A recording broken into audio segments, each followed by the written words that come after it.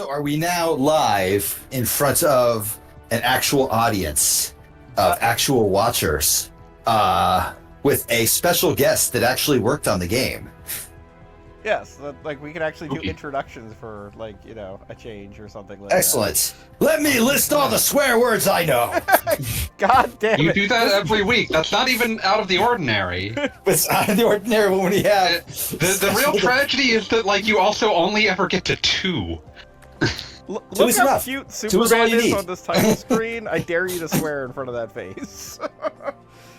I hate that guy. Fuck that guy. Damn it. Rude. He also appears to be on all of the title screens. Look at that adorable little button nose. How I despise him. Too cute for this world. I think looks like such a friendly little guy. He disgusts me. I will reiterate that I love that we're coming off of Injustice to this. I mean, I'm much more in love with this aesthetic than Injustice. That is absolutely true. Kind of a backhanded compliment. Also, was that Batman holding a little bat-shaped video game controller, on the mid screen? That's adorable. That's so cute. I can't stay mad at gamer Batman. Okay, so as we were saying, that's pretzel is not a gamepad. Superman, you misunderstood the assignment. He's participating. It's only 2-player. 2-player instant action. But that's all the players you need. Yeah. All right, let's officially get going here. So, I don't want to start. If you want to say hi before we officially hit the start button, and then get to see the story and what have you. Hi.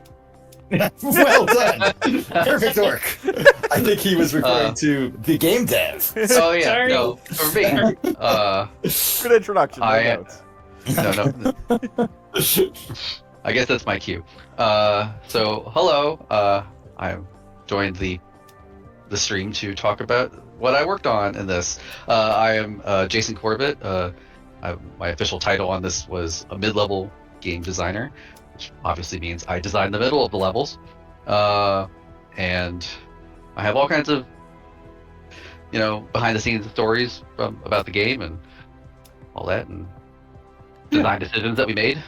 That is awesome. I'm here to listen to them. I'm also terrified by the heroic difficulty, icon. Superman looks real fucked up in that. That is super fucked up. I, Beat, am also here to yell profanities and just be rude and unpleasant in general. And Gogglebop is here to play the game. I was gonna say, I actually have the controller. Are you kidding? Of course I'm ready. I should steal the controller from out of your hands. Fanboy Master has a pretzel. Nice job. Nice job fucking up, Superman. In the very first second of the very first cutscene. I like it when Superman thinks dumb Superman. He's trying to do normal. Oh my god, Jon Stewart trying to eat that fucking hot dog. He's one of us. He used to be one Also, of us. hello, Chromes. I'm sorry if I came down on you a little hard there. I did not mean to. Right, Bruce. It's okay. What did you do? Just as much good interacting with the people. Oh, Okay. it's already up. Also, hi, Maggie. Hello. And Aquaman has a little wiener on his trident, and I'm Yeah, I was thinking someone thought a lot about every way that one of these people should be eating at a general cookout or barbecue. Oh god. We really lucked out with the team that we hired an animation house that worked on was it DD Studios, I think? I might have to DIDI. I have to look that up. So what are you doing here? But we definitely felt this story deserved, that extra level of polish of having these animated cutscenes to kind of bring it, And I think we really lucked out, They look great. Pretty good. There's also there was some notes that they had. There's a scene cut later with the monsters that had to be toned down a little bit. But I did love all the little notes of and I'm also just the little quips of you better cut up that soda ring. What are you conquering? Gold star. He's so tiny. So that is actually adorable. Mouthless growling scream. Congratulations, subtitles. Snapper, get out of here and go take cover. You four handle those sea creatures. Not sure why he's the mayor. I also love this part, you know, like, oh, you know, he brought side dishes. Yeah.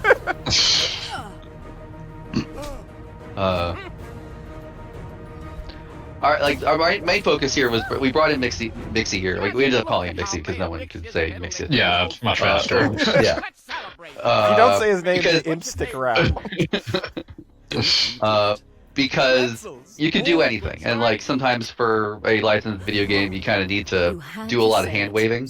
So why are there enemies? Well, Mixie did it. That's just like that's the answer to everything. Mixie. He's also just tonally helpful, just because he's a guy who can do anything, but he's also the kind of guy who won't do anything that doesn't fit a family-friendly game. Yeah. Right. Yeah. And Well, I was just going to say, we've done a bunch of Superman games at this point. I do have to say the #1 video game excuse does seem to be, it's Brainiac, and he built every robot you've ever heard of. Yeah. We got very sick of Brainiac. We're very sick of We're so tired of Brainiac. that scene before, I think maybe of the hot, like the enemies hitting the hot, like eating the hot dogs on the table. Mhm. There was a version where they were peeing on it. Or it looked like it was, and that was something that people mixed, and I understand why. It is sad, but the league is always stronger when we fight together. I also really appreciate that Batman had a bad gas mask. Very Batman. Gotta be. The other league members can't have good fun. I'm just gonna bring up, this might be the first of these games we've seen that had the dignity to try to look like a cartoon or cell shading or anything similar. All of the rest are like, yes, realistic shading for Superman. You okay, buddy? I will say, like, it was funny when we were getting closer to launch, Hey, wait up. originally, Kill the Justice League was going to come out the same month. Oh yeah, I remember seeing that. And we were kind of a little freaked out, like, oh god, we're going to be overshadowed by, you know, this much huger title, you know. And then that got delayed because of the backlash to their first trailer, where I don't know if they actually changed anything that people were angry about. But it is kind I of don't funny think there that- was enough time to. Well, it was delayed for a year, but I think a It lot was of like stuff 9 is months, locked. but I am sure yeah. a lot of stuff is locked in, especially story-wise, but also just infrastructure, because that's how game dev works. You gotta, you know, lock things in way sooner than you really want to. But yeah, it was kind of funny, like that this came out and didn't have that competition, but you know, Well, I don't know if the sales. If memory serves, I think this came out sometime around when like DC Superhero Girls came out.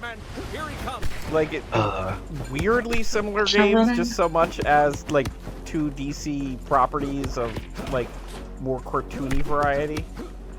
Yeah, and I think that maybe that came out a little earlier, but you know, these are all Looks like being handled by different teams, and like they don't tell us that they're also having this other cartoon being made. You know, when that's like a that's based off an existing cartoon property. Right. Yeah.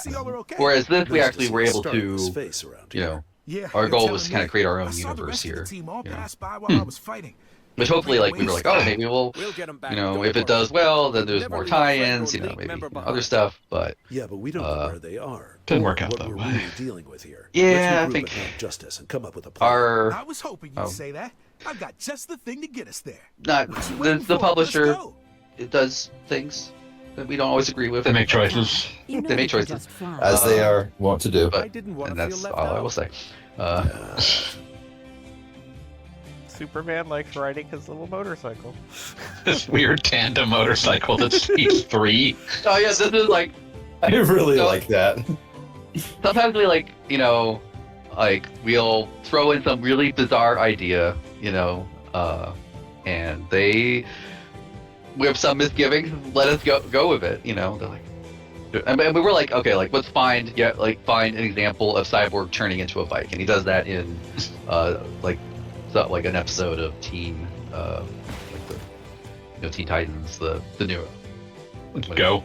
There you go. Teen Titans Go. I think so. We're just like, look, it's been done before. Maybe not in the There's precedent. You let it happen. form. Yeah. Maybe not in the third sort of horrifying form, but It has happened. It did happen. It has happened. Cyborg has turbo teamed in the past. God, that's a way to refer to it. I really did like Superman just saying, well, everyone else is riding the bike. That's a very that shows a good understanding of Superman's But character. they've really done a number on the old. He just wants to be Our included. answer to He's the sort of guy who would want to ride the bike because everyone else gets riding the bike. And I will state that we talked about this during the Injustice stream, but I've noticed that this Superman does distinctly have the S curl. Like, on his little hair. Yeah, the hair spit curl that sometimes gets done and sometimes doesn't. Hold on to this for me. Somebody understood the project. So it's so iconic. You gotta. Way to go, team. That's how it's done. Did somebody say done? Oh, goody. Wait. Gives My a fishy friends go. They're supposed to take a break. gives a bit more. I don't know how to put it. It makes the design a little less flat. Don't be so sure about that, old boy. I just have some And I do have to say, friends if I was joining the fun. invincible, I would make sure that my hair had a signature look at all times. I'm not invincible though, so I very rarely ruin it. Smell you later. Let's get this over with. Him just like every time Mixie talks, I'm just like thinking like, man, what if just got into the files and just replaced some of those voice clips with just random Master Shake bullshit.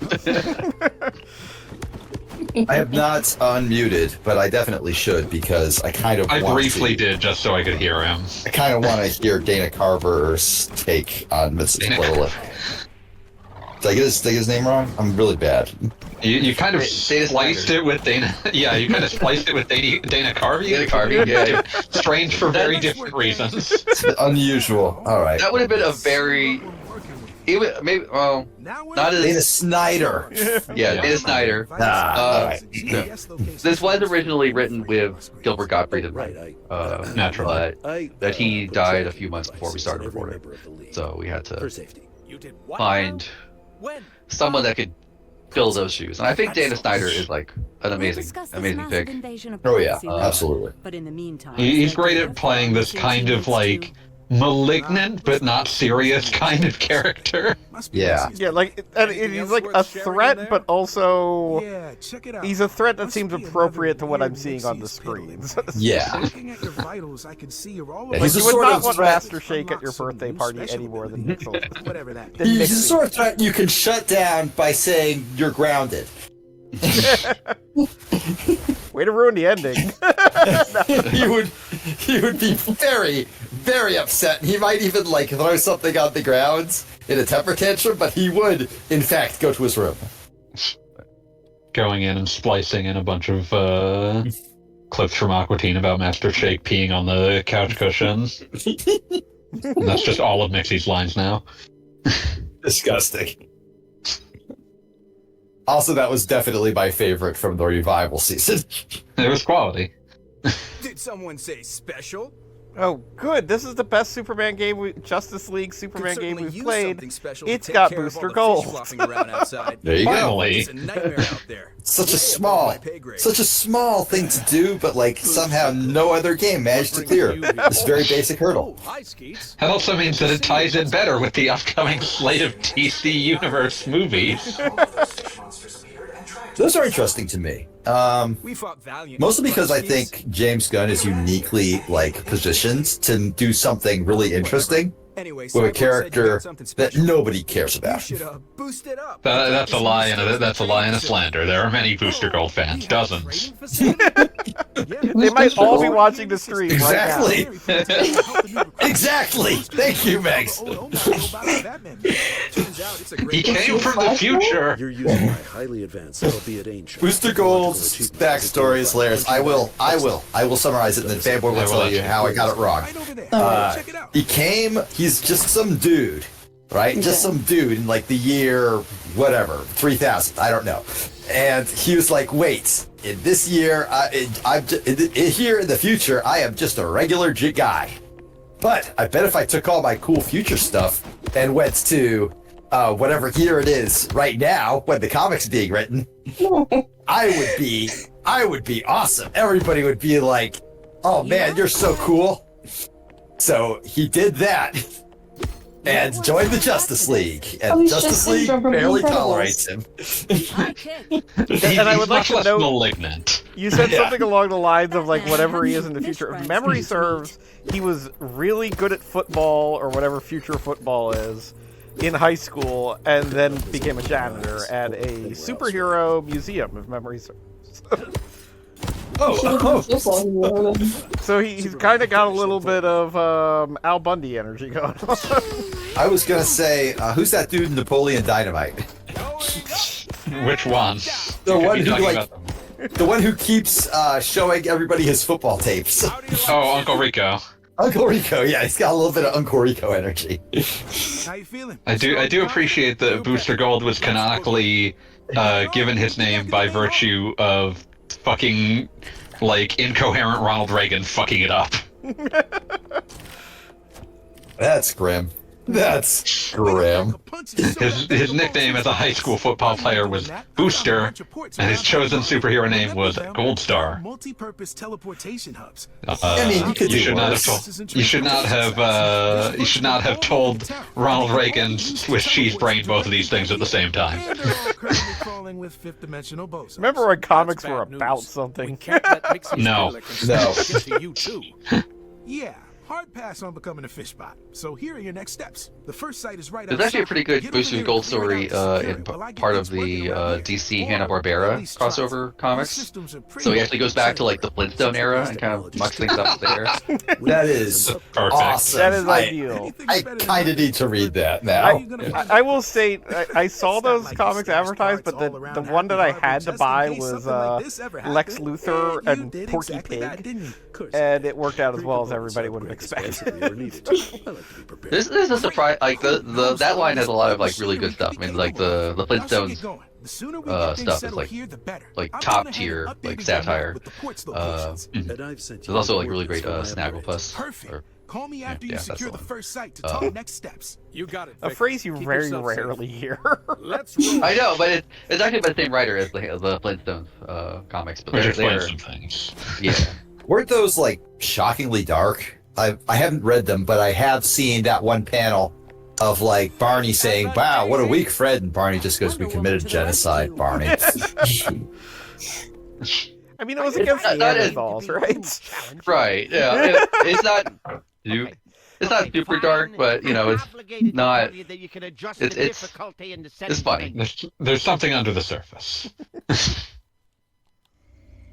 There's also some really good episode, like Booster Gold gets featured in a couple of episodes of like. Right. I unmuted, and that is unmistakably Dana Snyder.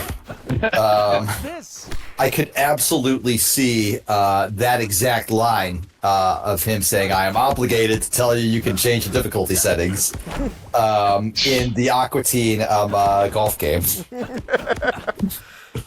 In the Aqua Teen golf game, he would not be that cooperative. He would be. He would say something like, "And press start to change the difficulty to easy because you look like a guy who needs it," or something like that.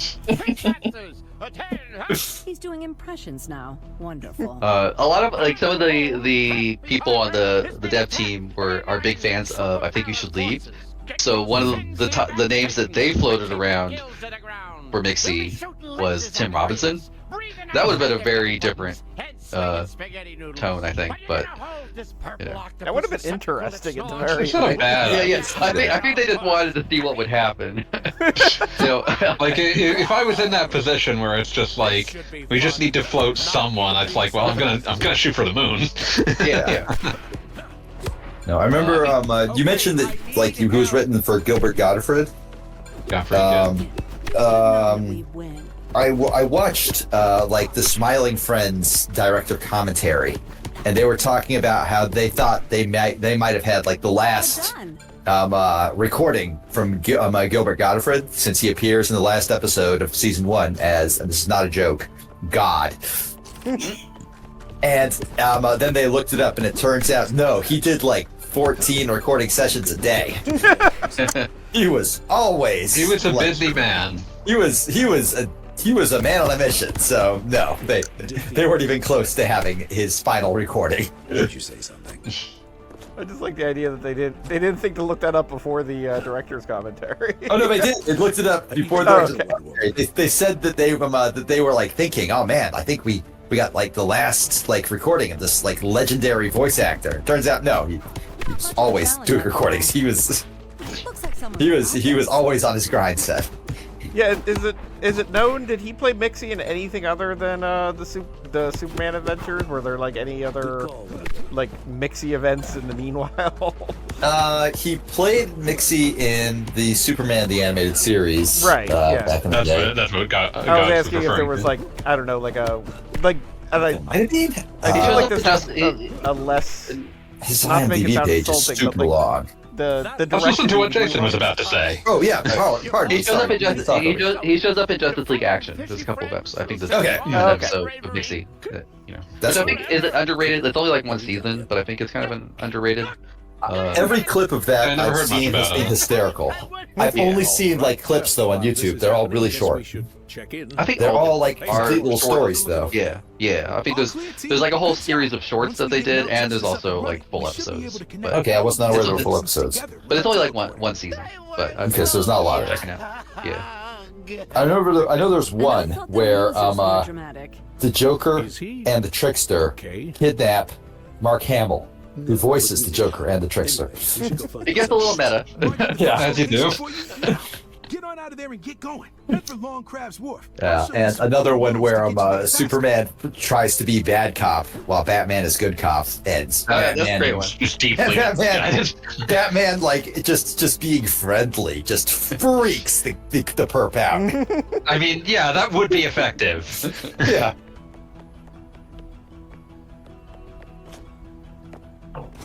But it's always kind of interesting to see like how like some of the voice actors like get shuffled around in different projects.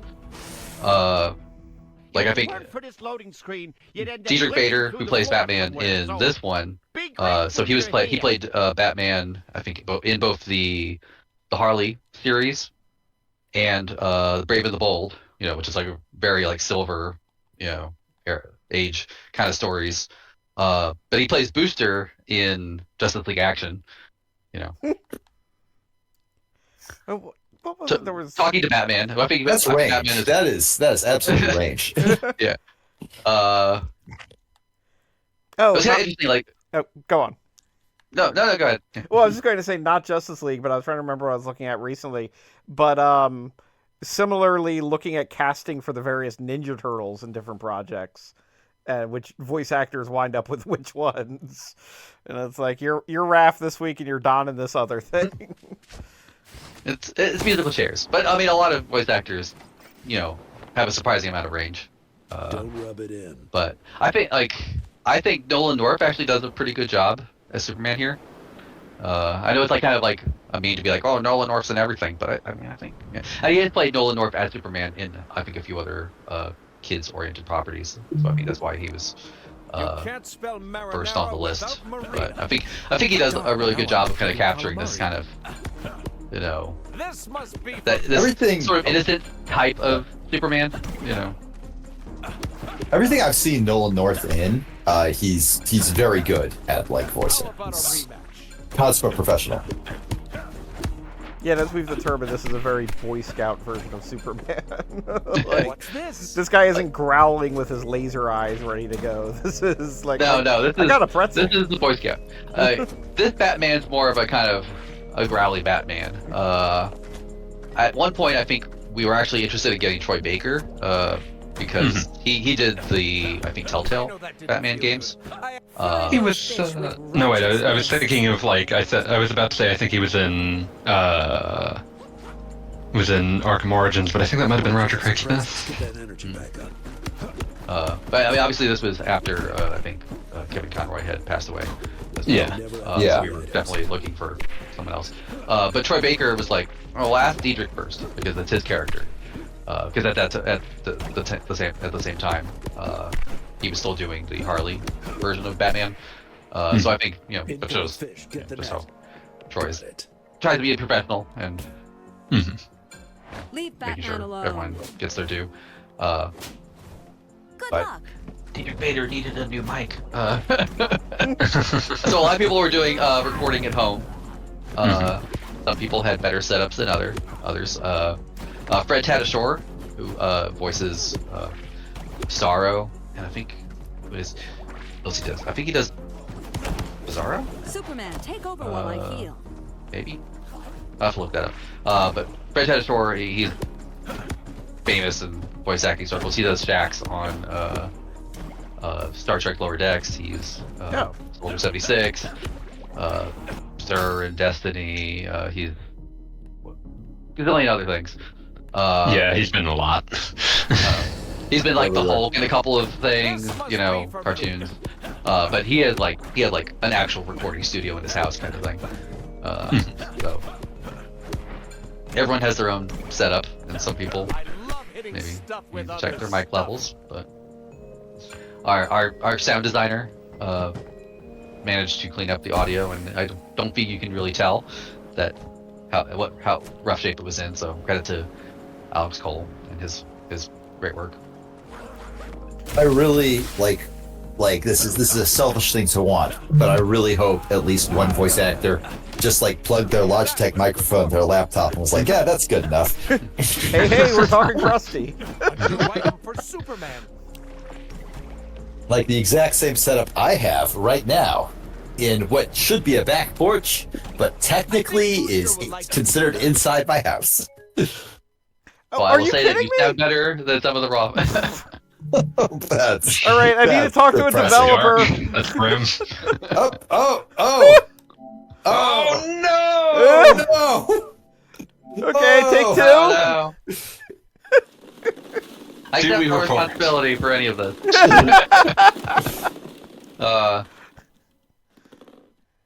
This game auto saves, right? Yeah, like when you're in the overworld, it auto saves.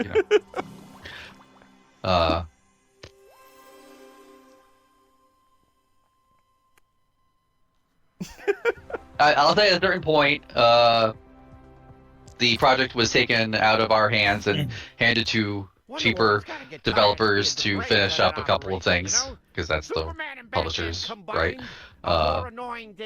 They actually maybe messed up a couple of things because so if there's some instability of this version, our hands are clean. Their fault. Their fault. Dude, I think this saved like mid-mission. This is actually I kudos that is accounted for, so to speak. Yeah, like that's also a wise choice when you're making a game for children. Yeah, very much. Very much important. Yeah, so that's the other bit. Yeah. Oh, sorry, I didn't mean to talk over you. Please go ahead. Oh no, go ahead. I was just saying, it's super important, like especially when you're making games for 10-year-olds, that like they're able to turn it off because mom said it's dinner time. Oh yeah, like we're definitely trying to account for that. Like that's our main for all of the games that we made for like that PHL made for Outright Games. They're Outright Games definitely is their main game demographic are young kids. So everything is trying to like make it easy, and I will state that I'm going to say this in front of God and everyone. This game is better than Secret of Mana because there's a mode right there on the title screen that if you've got friends over and you don't want to deal with all the like story nonsense and you just want to start playing a video game with your friends who came over, you can do that. Yeah, I would say that was a publisher directive that they were trying to make sure that there was a way for especially younger kids to just like jump in and not get confused by quests and stuff like that. But it does make it a little bit of misnomer, but people buy this thinking that it's like co-op campaign, but we couldn't get that to work with the time that we had. So that was like always like save it for the sequel. Yeah, no, I mean I think instant action is like a cool idea, but it doesn't necessarily I meant more like you not having time to do full campaign. Oh yeah. It's just a lot of like you have to think about. Someone respawns. Where do they respawn? Like especially if you're in a dungeon. How does the camera deal with them going in 2 directions?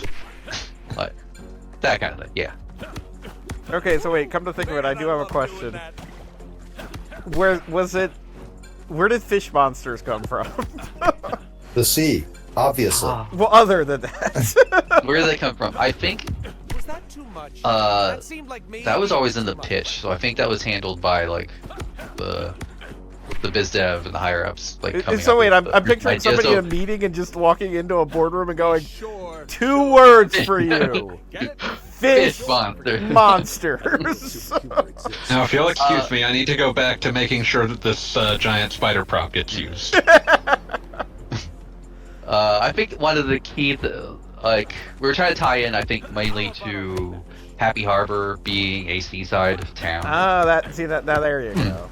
And it just kind of gave us a lot of, leeway, or a lot of freedom to just make up whatever we wanted. It's not like Monsters came up with like it was like theme first, like the oysters that are later is like, or the urchin head guy that comes like in the late game. That was like, the concept art came in and it was like, I gotta make a character for that, and then I like make this like Dark Souls Artorias kind of thing. But one other times it was just like, here's like Goofy, like he's got a little goofy fish guy, he runs around, he flops around. new item for Superman.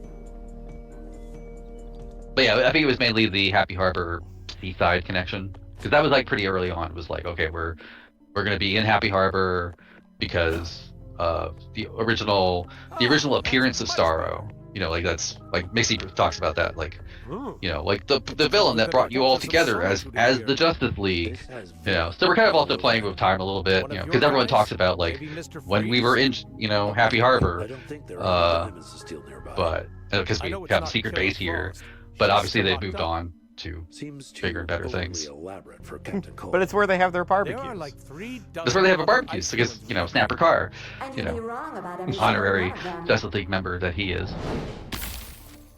But I think he's shown up in a couple of like the cartoons as well.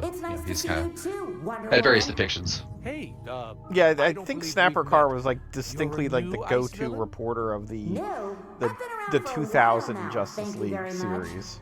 Like he appeared like basically whenever they needed exposition, it was technically Snapper Carr, even if it wasn't like a character. Yeah, so I froze some crops and made some farmers pay. So fun fact here, Vanessa Marshall is playing both Wonder Woman and Blue Snowman. So she's kind of talking to herself here.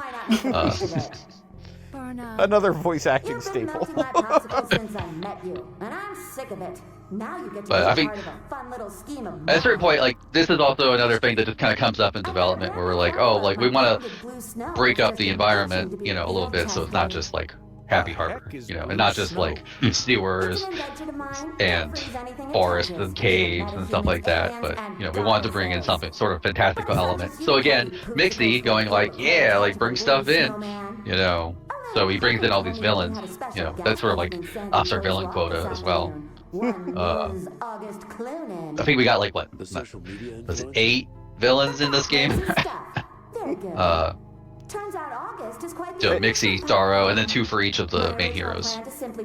And so you'll forgive me, I've never been actually involved in game design or whatever, but when you get a bunch of people together designing a video game, like how quickly are you guys like ice level? I think the concept artist did some like ice ideas, and we were trying to like, I don't know, we kind of pushed it a little bit, like timeline wise, to be like, okay, like let's just push it off. We'll decide later, like who gets to be. But at a certain point, we did have to like be like, okay, DC's asking for the list. They want to know who we want to have as the villains, and we're like, okay, we gotta like tie this character to this environment, or like at least have a diversity of environments. And I think so. The art director was keen on making sure we had the variety of the ice level and stuff like that. From that point being like, okay, how many villains, like what villains can we get? At a certain point, I was also stepping in to say, this is kind of a sausage fest. We got to bring in, like Poison Ivy, or here's Blow Snowman, who's non-binary in a lot of the current comics. So it's kind of just to kind of break things up. Don't step in the fire. I was about to say, I feel like Superman shouldn't have a problem with the fire, but okay. I mean, he does fly through the sun, so he pretends to get burned pretty often. Yeah, he's just participating. Superman is weak to magic, and obviously the blue snow is, it's magic. Its own thing. Oh, dang, so, good point. Yeah. Do you believe in magic? Okay, the thing I wanted to say, like, since this started, was I really liked the first room looking for all the world like a crypto mining rig. We didn't have a chance. Okay, so that's absolutely villain activity. Like, that's something a villain would do. It came up very late. It was like way after script lock, but we were doing set dressing, and the other designer who handled Brian Palladino, who handled all the Blue Snowman dungeons, like he designed that opening room. We totally were like, okay, like they're doing like Byrna's doing crypto mining. And that's their scheme. But it was way too late to like. It was after everything was reported. It was like, oh, we should have totally done this way. But I'll say that there's a lot of like great story stuff with Blue Snowman here. Like we had 3 writers. One, Drew Maxey, did like he's sort of like the lore master. Like he just has so much DC and just general comics knowledge. Heather Corson did a lot of like this tone, like she kind of like adjusted the tone to be a little bit more kid friendly. And we had Michael Watkins. He did a lot of the parks and incidental dialogue. So all of those like mixy loading screen things, he did those. But Drew just had so much like lore here, like all this stuff about like capturing the influencers and stuff like that. And but it's just hard to like build levels around that.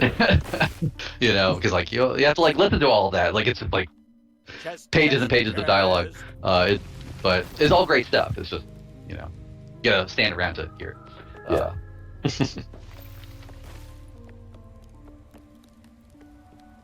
Bats, I need you, buddy. I can tell you where all the cool secret stuff is now. I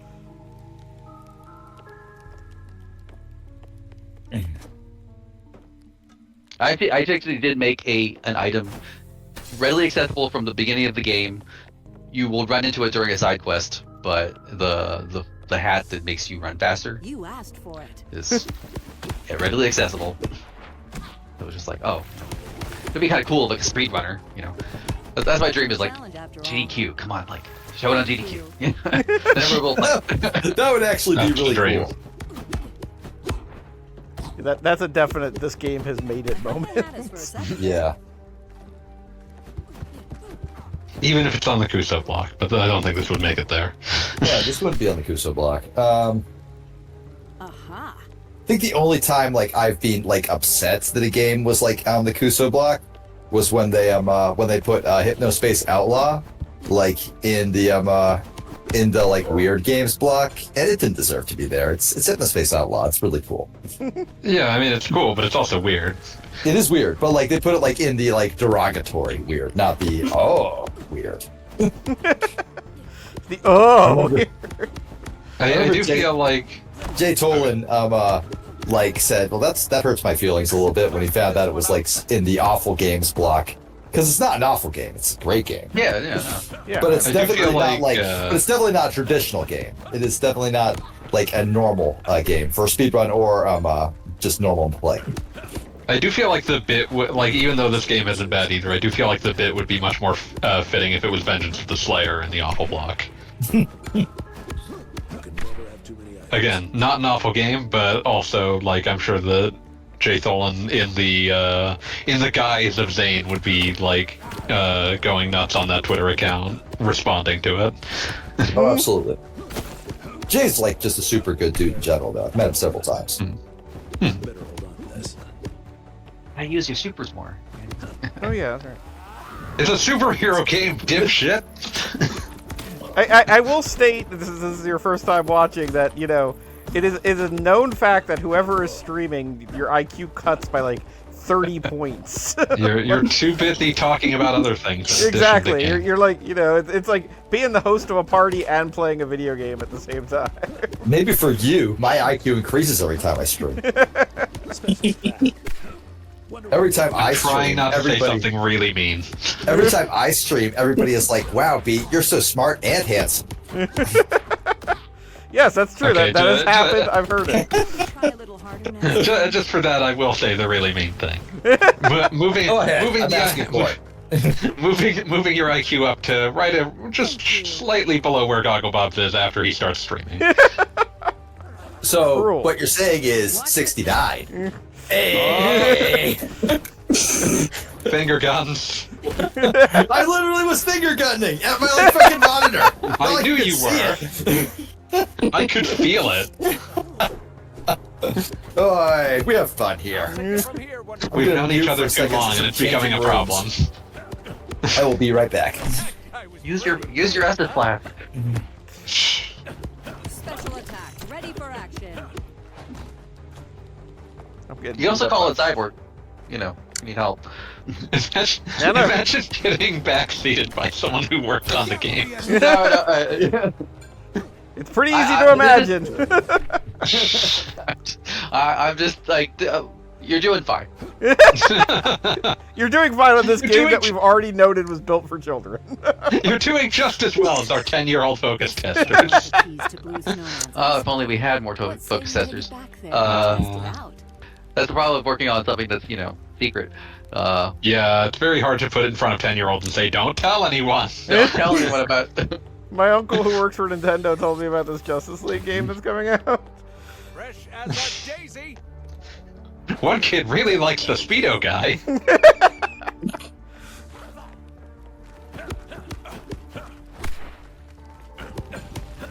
There he goes. Like the fish distinctly die with a gurgle. Or are they being knocked out? What's the official answer here? Is Superman homicidally killing fish guys? We try not to think about these things. I choose to assume, at the advice of the licensor, he is not killing it. Yeah, well, I was reading the history of Superman 64, I think, and they claimed that at one point they had to distinctly prove to WB that Superman did swim in certain actions to justify the fact that, you know, Superman was swimming. That doesn't surprise me. I mean, I think DC gave us a lot of leeway with this game. Like, I think we were pretty lucky. I guess we demonstrated, you know, we have a pretty solid handling of the lore. They let us kind of, you know, tie it together on our own way. But the next game we worked on after this with a different licensor, they had a fuck ton of comments, and it's stuff that just I have stories about that game. But it's not an app, so I can't say it. Doesn't say this game we're not allowed to mention. Can this thing fly? But it's just like, you'd be like, but they did this in the show, and they're like, no, we don't want kids to, you know, do that thing that they do in the show. I'm like, but that's in the show. So that's the reality of working. Sorry, good. That's the reality of working in the licensed game space. Is, you know, like, the stakeholders have weird ideas about their own products sometimes.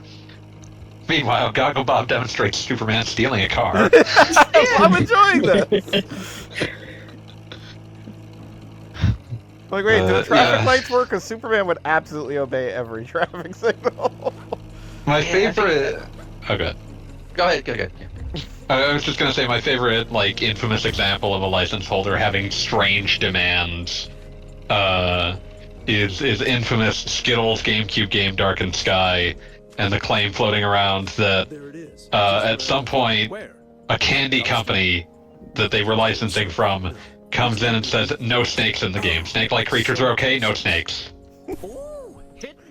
Snake-like creatures. I remember staring at the copy of Open Sky at Darkened Sky at Best Buy, going, again? I really want to, but I shouldn't, because I know it sucks. But some part of my soul says, no, Beat, buy that game. I never did.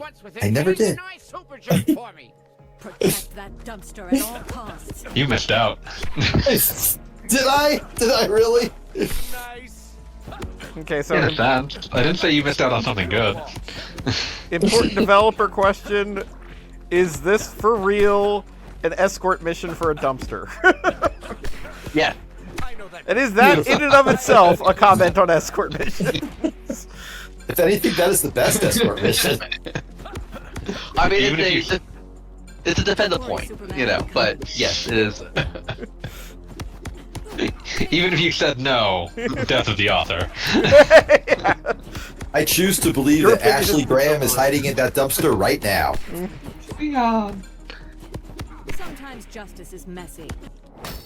And that means that Ashley Graham is canon to the DC universe. Beat is now a stakeholder, but only in the form of this stream. I am? I don't know what happened there. You're a stakeholder for this stream. Oh, okay. Great. Awesome, I guess. Which is why you spend most of our company meetings yelling at Gogglebob about how he's bad at video games. Okay, in fairness, I did name the company Bully and Gogglebob. Yeah. LLC. Why does this keep happening? It's really funny. If this is what makes LLC. Limited liability. Gogglebob has all the liability. Yeah, no, I put all of the liability on Gogglebob. So, in like, the event if we get sued, it's just you. If we fail to bully Gogglebob hard enough, there is a chance he will lose his house and his car. That's all the money in his bank account. I don't know what you signed those away as collateral for, but So, okay, this business partner came to me. I think his name was Satan, the devil. That's what I wanted. And he was like, all right, this sounds like you have a solid business plan. I'm willing to fund it, but you got to make sure to bully Gogglebob every single day. And I was like, well, you know what, Satan, Prince of Lies, I'll try. I'll try the hardest. also, since you're not reading the chat, Beat Cat says hi. Oh, no, I saw. Okay. I'm not reading the chat, so I will say hi. No, Cat specifically said hi, Beat. Oh, my bad. I mean, you can say hi, Gogglebob. No, it's kind of rude not to say hi. Passed. Honestly, we're all very upset that you failed to say hi. Also, Mags says in the chat that you're smelly. She's on the call, though, so she can say that to you directly if she so wishes. But I don't want to put her on the spot. I apologize, Mags. No, you're good. Nice job putting him on the spot. In my defense, I just polished off my second rum. Finally, I don't feel like usually people get to enter in, I was drunk during any sort of criminal defense. Okay, well, good thing I'm not on trial here. It's nice to think that, isn't it, Pete? Oh god, am I on trial? I hope not. Too late, buddy. I'm going away for a long time. There we go. Progress at last. Superman, take care of An extremely criminal offense, Cass. Ice cold. So while Gogglebob beeps up this manta ray, man, excellent character design, by the way. I love manta ray, man. Is that a hero? No, Superman's punching him, so he can't be. Okay. That's not true. Superman punches heroes all the time. Now, granted, they're never as heroic as Superman, but, you know, they're still heroes. I'm now imagining, like, an alternate universe where Darkseid is in this, and there's just a very adorable-looking Darkseid running around. The kind of Darkseid you can make into a plushie. Right. Gotcha. Oh, no, it's not. I definitely know what that is, but Just a teeny tiny monument. Go over it again. I really like all of these designs. They're all Very really cute. fun. Yeah, no, they're very... This entire game has such a charming art style. I was going to say, Yes. of the many Superman games we have now played, this one is actually distinctive enough that there was the mentioning of, like, you know, continuing this universe or whatever. This is the first one that I feel like this is something that Like, if you told me this tied into a show, I would believe you in a second. Like, you know. I didn't even like clock this as like a kid's game. I thought it was just supposed to be cute for the hell of it. They also like the range of skin tones. Mm-hmm. That's good too. Like, it's good to have that bit of diversity, you know? Like, you just don't see that in, like, some games. Oh, yeah. I definitely want to give a shout out to the concept designer, concept art character designer. Actually, he did like all the UI art. Jenny Koblekin. I totally butchered that. But he did a good job like with the designs here, and then he absolutely did. Talented art team. Yeah. I appreciate that their hair flops around on the screen. Well, not Batman. He doesn't have hair. There was a time when we had some bugs before we got the waiting figure out. There was like some crazy hair stuff going on with Wonder Woman. I assume capes and hair are the mortal enemies of video game designers. Oh yeah. Fresh as a daisy. Remember when you played there the are tools that make it easier, but yeah. Nice work, Tim. Remember when you played the 360 Superman game, and like within like 20 minutes, Superman's cape was just inside out for the rest of the stream. Yes, that was bizarre. You know, I And in a game God with bless Bizarro, football that was Superman. bizarre. We did a lot of good out here. God bless football Superman. There was nothing we could do to turn that cape back inside out. Batman's right. We should You switched to Bizarro, and Bizarro's cape came already inside out because And I Superman. genuinely don't know if that was deliberate. It makes perfect sense, though I choose to believe it's perfect. I assume that like when switching to Bizarro, the game would swap out a character model, but I assume that character model would like be posed and everything based on the previously loaded character model, meaning the cape would still be inside out. gotta be around here somewhere. I wouldn't imagine they doing that simply because like Bizarro already has a bespoke set of animations. Were they? I thought they were he was basically just Superman, but you know, Bizarro-y. He was very hunched over. He moved different. Yeah, he definitely had different right. animations. On a backseat drive, you should check out the inventory of costumes, because there's just so many great. Check them out. I really hope you have. You don't even have to pay extra money for them. I really hope you have like Nick Cage Superman costume.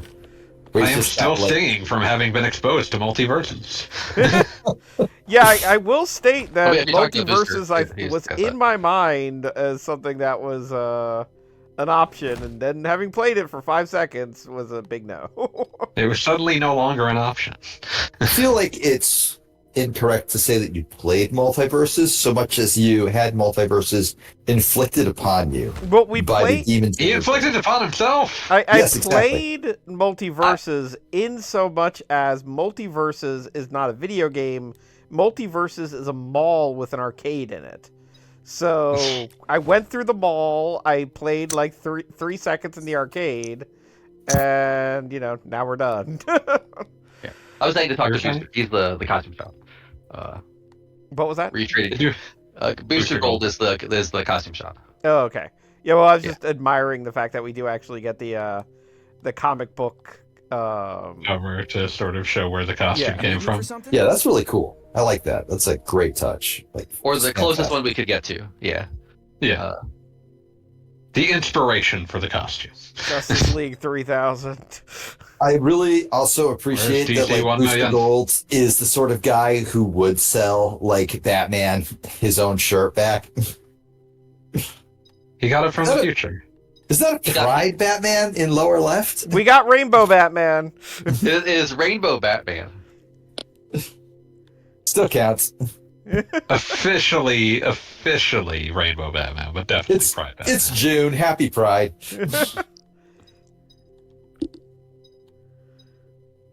Oh, yes.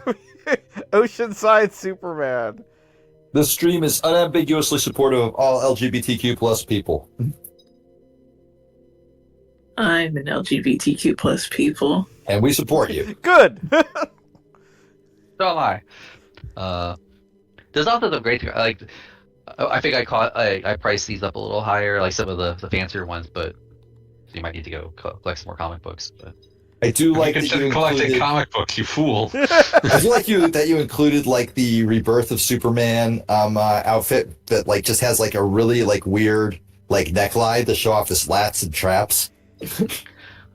I think that Rebirth inspired ones were like the default because that was just what DC wanted.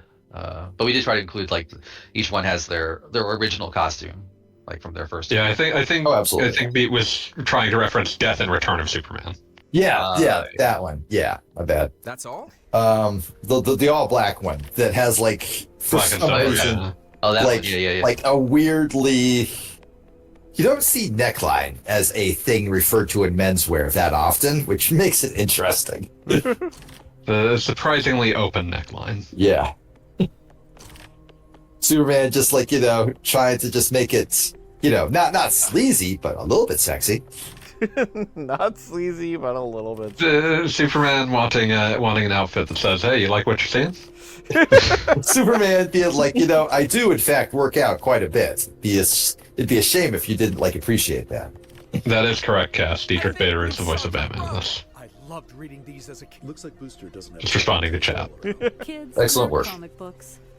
Regarding famous Batman voices, Kevin Conroy, one of the dumb facts I'm aware of that I really appreciate is that he got to play Batman in live action exactly once for a ridiculous CW Arrowverse crossover thing. And he played old, basically Dark Knight Returns, barely mobile Batman. And everybody was like, isn't that really disrespectful to Kevin Conroy, who played Batman so many times? His only voice role is where Batman's practically crippled. Help me a little more. And you actually watch the behind the scenes footage of Kevin Conroy, and he's having a blast. He's just having so much fun. Gets to be Batman again. Yeah, he gets to be Batman again. He gets to do it in real life, and he gets to wear this gigantic, stupid metal exosuit. And he's like, "Yeah, let's do this. This is fun." Not to like about this. I'm sorry, but if you're still in contact with the lore meister that snuck in the fact that Booster Gold is distinctly going to Earth Prime to buy comic books, give that person a pat on the back. Yeah. Fucking nerd. That's a good, terrible deep cut. The world needs fucking nerds, damn it. This is where Superboy Prime comes in. We tried to fit in as much of that kind of key character details as we could. Yeah, I'm gonna save up for Rainbow Batman. I do love the Dark Knight Returns Batman. That comic cover is so grotesque, but it's perfect for what it's going for. I am a Dark Knight Returns defender, even though Frank Miller is absolutely insane. I was about to say asterisk. People are usually willing to at least accept that Dark Knight Returns is good. It's once you get to Strikes Again that it becomes a problem. Oh yeah. And the less said about Dark Knight 3, I don't want to say it's distasteful subtitle, the better. What? But he called us. I don't know what a subtitle is, so my mind just went to I'm just gonna put it to you in the chat. worst corners. Not even going to say it out loud. I'm not even gonna. No, I'm not. I know better. No, than to I'm do not. I looked it up. Oh my god! Wow. Yeah, that's Snapper. somebody should have sat him down and said, "Hey, Frank, we love you, man, but no." You can't possibly think we did. Yeah, not sure who thought they were cooking, but the stove was off. In happier news, Batman can't say mix with Itzilplick. I would not expect him to be able to. He's Batman. He kind of should be able to. He's got the If I can't say it, I don't see why he should be able He's to. trained with the Get masters. himself out of trouble. And they weren't speech therapists. You don't know that. Once, now, and always, and we're They choose to not believe going to that. drive. When your name is Ra's al Ghul, you minor in something that helps you say things. Oh, I'm gonna have to replay this just so I can get a recording of Master Shake saying "goody goody gumdrops." Gonna take that and splice it into some Aqua Teen episodes. Exactly. As God intended. But only Also, good to have you back, Maggie. I was wondering, if something came up. My That you left us behind. disconnected while I was getting brownies. All right. No, I want to Important work. Let's talk. Me? Gosh. Well, I didn't always look like this, you know. Also, we were talking about machinery, skin tones, but I genuinely like Cyborg's hair in I this, love which sports is more than not something I anything. ever thought I would also say. got a lot of my parents' smarts. Didn't want to do science. Most I'm of used the to him versions of having Cyborg. notable hair to comment Sorry, on. can't believe That's the thing. He's not really a hair-based My dad saved my superhero. life. Rebuilt me with his own Hair-based? hands. Make a ball. Hair-based? My goodness. Thinking of Most Marvel's versions Medusa. of Cyborg I have like distinct memories of are bald or like buzz cut down to nothing. I appreciate that that's my typical look. But As a it's cool. skeleton. Yeah, no, absolutely. But it's cool to like have like him with actual hair here, and it looks good. Mr. Mixius Pitalik, or Mixie, is an imp from the 5th dimension. He has the power to manipulate everything. I think this is around one of the him, weirdest, travel dumbest through time, things that I always and enjoy in a completely video alter game. reality as we know it When with the they snap just have of a his character who fingers. just will Mixie stand can around even and tell create you structured lore if you life feel like forms out of listening thin to air. it. You know, like these fish It monsters. With works the so much limitless better for me powers than he like a possesses, data there isn't log any or way for whatever. us to defeat him. But there has to be some way to get rid of him. Like, again, I know this game is Every vaguely for kids, but character. it's cool.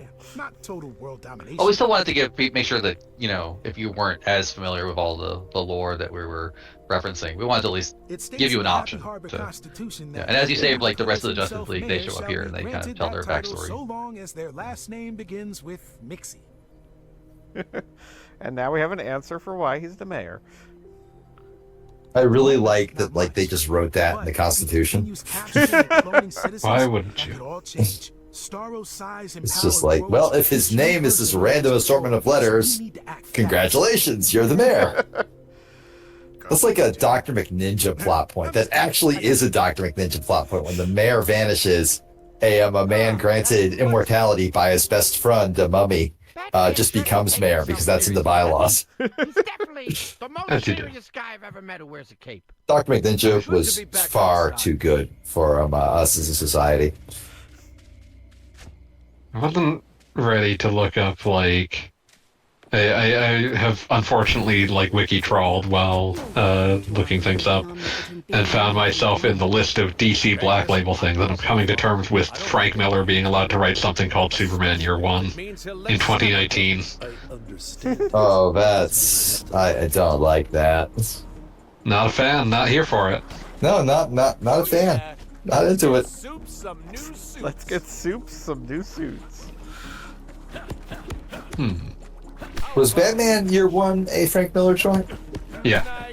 Okay. Officially, it's in the same. That was actually very good. Like that one's. Yeah, officially. Well, that was back before he went completely nuts. But officially, Year One is in the same continuity as Dark Knight Returns.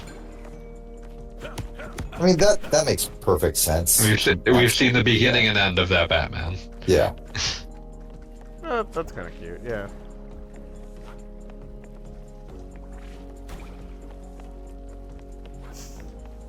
Officially, also All-Star Batman's in that continuity as well. I'm the goddamn Batman.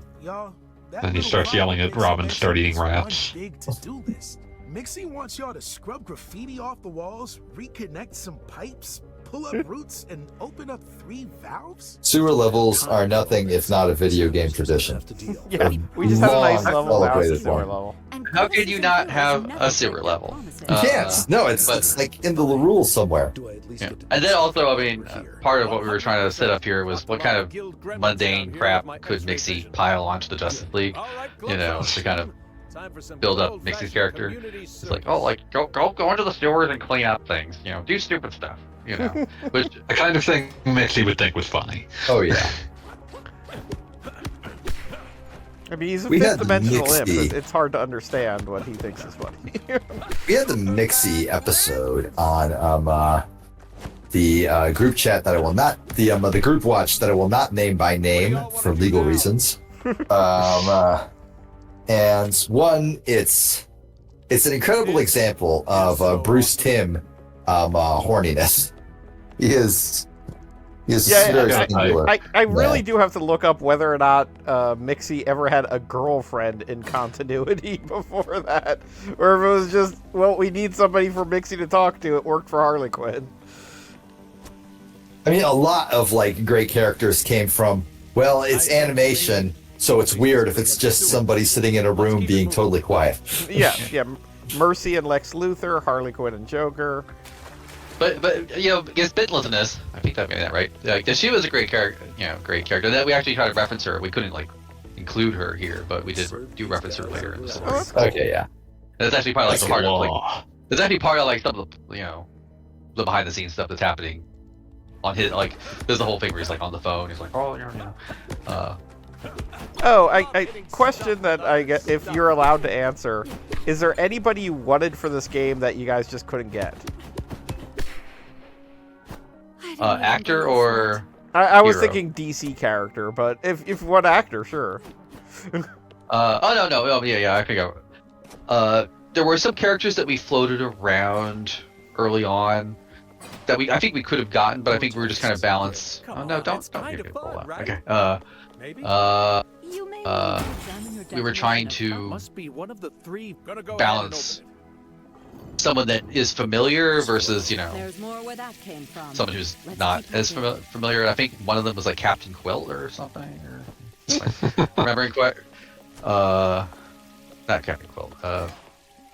Crazy Quilt. Crazy Quilt. Crazy Quilt. Was, okay, yeah. Yeah. Sorry.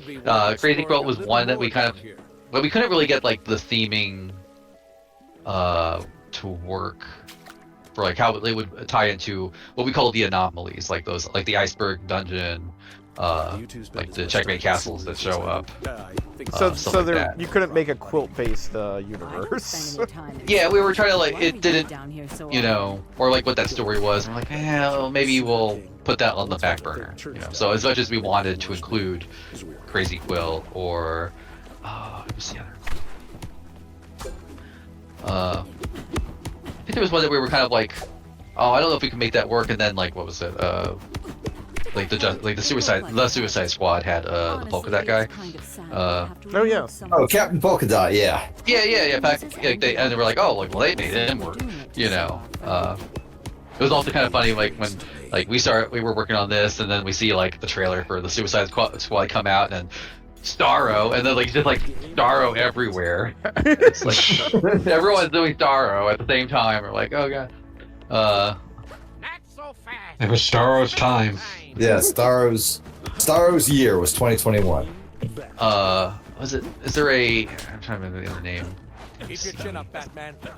Like Rainbow Raider was another idea that we kind of tossed out, but we were like, well, would it be distinct enough to have like if he's like putting art somewhere, or I mean, these are like great characters to include, but to make them distinct as an environment, as well. I mean, not that all of them. I mean, like Lobo, we have his like the bar that he's hanging out in, but we didn't like make environments around him. But we were trying to like at least have distinct stuff, as I said before, like something distinct from the real world sewers and stuff and caves, to make sure that everything else seemed a little bit more fantastical, like Poison Ivy's, greenhouse and stuff like that. Yeah, I feel like Lobo is a good character to just slot in whenever you need like just a tough dude. So like anywhere where you would like have somebody getting beaten up in an alley, that's a Lobo story. Yeah, I ended up handling which like, maybe not appropriate for the tone you're going for here. I was going to say I'm disappointed that we're probably not going to get to Lobo tonight, because Lobo in this art style does seem like would be. You could go to him now if you want. Well, we're going to look into that. Yeah. What did you say you ended up handling? I ended up handling the Lobo quest. So a lot of those are mostly scripted, chase somebody around. Those fights may be maybe a higher level, but we are not afraid to fail on this stream. Yeah. You can also switch, as Mixie said, you can always change the difficulty level if you are. Goggle Bob, noted cheater, would absolutely do that. I for one cannot imagine Goggle Bob besmirching the game and himself by cheating. That would be awful. I mean, He definitely didn't do like 4 Xenosaga Let's Plays. Well, I guess only 3. That relied on that. We did do Xenosaga Freaks. Hey, Diana. Yeah. He also did that one puzzle where you're playing the silver hedgehog in whatever Sonic game that was. He did that without cheating. Oh God, that's The Silver Hedgehog. What was his name? Oh yeah, Silver. No, I think his name was like Shiny the Hedgehog. There's really no way of knowing this hedgehog's name. There's absolutely no way of knowing. All the records, all the recording of that information has been lost to time. I mean, I'm looking forward to the new Sonic the Hedgehog movie with Dark Guy the Hedgehog. Nice work, I team. wonder what his name is. It's Keanu. Keanu the Hedgehog. I really enjoyed when that announcement got made. All of the edits of like Shadow, like footage from like fucking Sonic Adventure 2 or Shadow the Hedgehog, just like edited so he was saying lines from John Wick. I can just see like the routine gif that I see of like John Wick like slamming magazines into a pistol, but with Shadow. Like I can see it in my mind's eye. I can Kill see it. that from me! Yeah. It's rotating in my head perfectly. Fanboy, I hate to be the one to tell you this, but we are not returning to shape rotator discourse. That's over. Is there a discourse around that? There was, like, for a day on Twitter, somebody declared himself a shape rotator, and like there was a lot of like baked in weird sexism, like not normal sexism, like the kind of sexism you need like a fucking PhD to understand. I can't imagine wasting a PhD in that fashion. Exactly. No, neither can anybody else. I have a question. That man was Jonathan Blow. God, that makes me sad. I'm sorry, Lakupo. We all came here to have a good time, and we're making ourselves sad. That's fine. I mean, I like Braid. The way this took over my brain. You know, like the less you know about Jonathan Blow the man, the better. Yes. Wait, did you just clean up graffiti? Yeah, were you paying attention? That's what Superman is here to do. You monster. You absolute monster. That is great. That's great stuff, too. That is a form of art, and Superman just destroyed it. There was a pretzel graffiti earlier, and just Superman was just like, nope, gone. That one was like a Banksy-inspired one. Well, I can honestly say I'm not that broken up over destroying a Banksy. But they say that they regret, you know, in the dialogue, you know, the very pun-filled dialogue. I'll say to Cass that the writer Heather would love that you said that the puns are terrible. Heather loves. That was what they were going for. That's beautiful. I do feel like just based on this conversation, Vita's going to go like play Bomb Rush Cyberpunk in protest after this. Probably. In protest. There's no wrong way to play Bomb Rush Cyberpunk. I didn't say there was. Just a fantastic game. I'm very glad it exists. Everybody's this lovely sewer art. But blame Mixie. Mixie is making you do terrible things. Once you leave the sewer, you know. You leave the sewer better than there will be consequences. There will be consequences. Mixie will remember that. Yeah, I want to see a Walking Dead game with this art style. I'm pretty sure that exists, and it's also an NFT game. Okay, never mind. John did a video on it. I love John's crypto game reviews because he does his level best to approach them as like actual video games. And they do not stand up to even a second of scrutiny under that like regard. I mean, I not to keep harping on it, but that's vaguely how I felt about Multiverses. Like, I'm ready to play a video game. This is in no way a video game. Yeah. It's a money vampire disguised as a game. Kind It of. really is. I just also very much appreciate the the objective right now is just leave the sewer, which is good advice on normal circumstances. Did you know? Yeah, I mean, like 9 times out of 10, if you're in a sewer, you would like to get out of it. Okay, that's a Master Shake thing. Smelly this loser is always the plans. awkward part. Hi, everyone. There's no need to thank us. We're just doing our job. We would kind of crack up every time like we're debugging the game. Mayor Mixie told us everything to get down there. You know you're onto something when you actually laugh at the jokes that you know are coming. You're ruining everything. You flooded our houses. You backed up our plumbing, and now there's water. See, consequences are happening. No, impossible. You erased the groundbreaking works of our beloved street artist, Blinksy. Okay, yes, Blinksy. I know you got a little delay on your end, but there you go. Tore up my prize-winning begonias. Atrocities committed in the name of the Justice League. To Cassandra, who's asking in the chat about favorite cheesesteak location. I live in the Northwest, so I guess you gotta say D'Alessandro's. But I never want to stand in line at D'Alessandro's.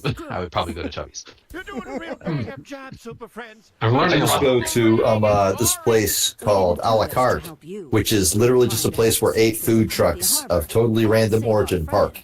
That is actually the best cheesesteak is at a food cart. So. Oh yeah, absolutely. That's true of many kinds of food. Yeah, like typically the best food you can get or even hope to get is from a food truck. Something about a building just brings it down. Politician we can't trust. Who'd have guessed? Did you just make a joke? Jokes aside, this is no laughing matter. The building is a We distraction. better set out and put a stop to whatever Mixie is planning. I feel like Batman of all people should not trust the government. I feel like Batman probably every time he votes in November just writes in Batman under every single category. Because So Batman it's the Batman trusts. Beyond episode where he reveals that he doesn't call himself Bruce Wayne in his own head. He calls himself Batman. But Yeah, also that's that was who he great. votes for. Batman writing in for comptroller, Batman writing in for sanitation commissioner, Batman writing in for deputy mayor, Batman writing in for mayor. You're stealing Bruce's line. You kind of got to figure Gotham City probably Batman gets a number of votes just from the Harambe. The protest votes go to Batman, which is better than the protest votes go to Ron Paul or whatever. Anytime anybody's mad at the government, they just go for Batman. Batman literally just said he hates the suburbs. I don't blame him. Children. I too hate the suburbs.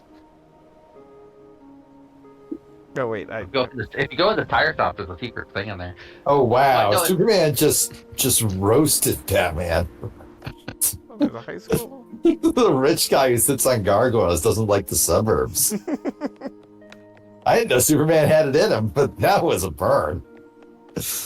Venom. Venom! Just had to get that out of your system. I hate, fanboy, that you're able to control me like that. You'll never know I hit him. There's a little reference that one of the writers was very keen on including it back in the backside of the high school, and if you walk to the corner of it, it'll zoom in on it. But he was, and it was sort of my personal mission. That's on the other.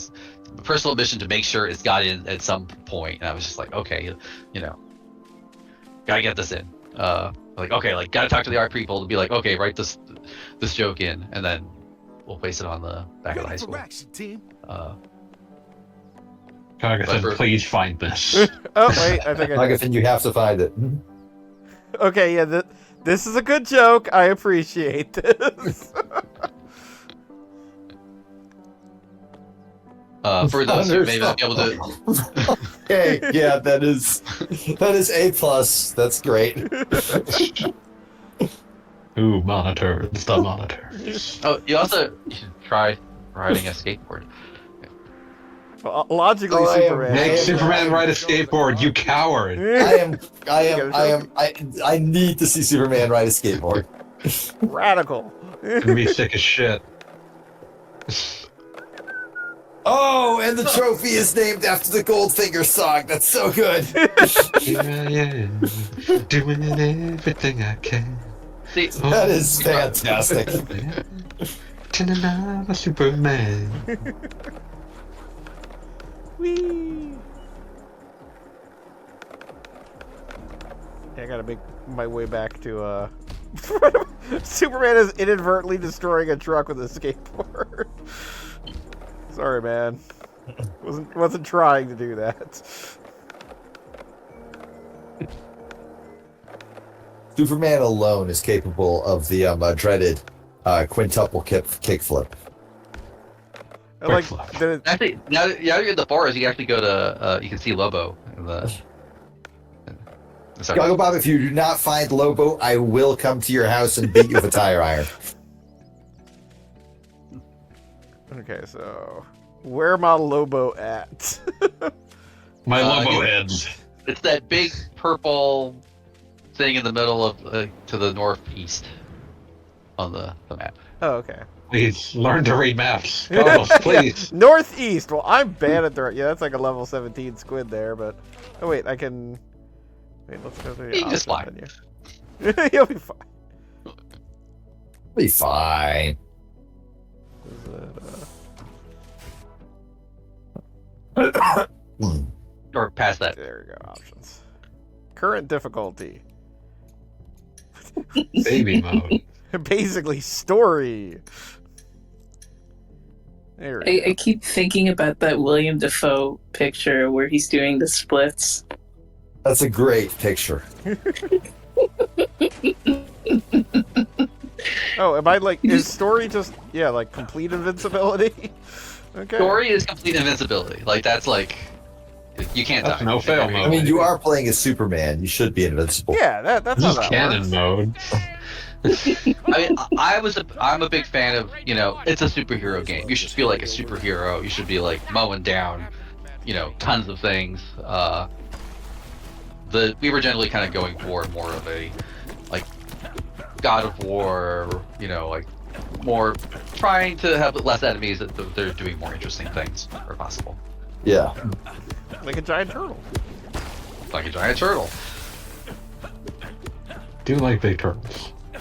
Everybody likes big turtles. And these squid guys. Oidles. Tonight I died on turtles. Big green talking toidles. How I hate those turtles. I think in retrospect, I was aiming to make heroic mode, you know, hard enough, or we were all kind of like trying to aim for heroic mode to be like maybe adult level difficulty, but when some of the artifact, and it starts off like kind of hard, you gotta dodge pretty well, but some of the artifact combinations that we made can kind of just make broken builds. So it all becomes easy if you equip the right stuff.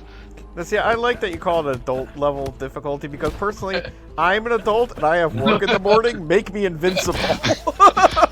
which is fair. I also I do a lot. I mean, you mentioned, you know, lowering the difficulty. I did that in Jedi Fallen Order to skip a boss that I hated. I was just, you know, I'm just not gonna bother with this. I'm gonna move on. You know, all I care about. I have nothing to prove to this fucking video game. All I care about is pushing people off of cliffs. That's the only thing. Yeah. Sometimes when you're playing a video game, you want to just do the one thing you want to do.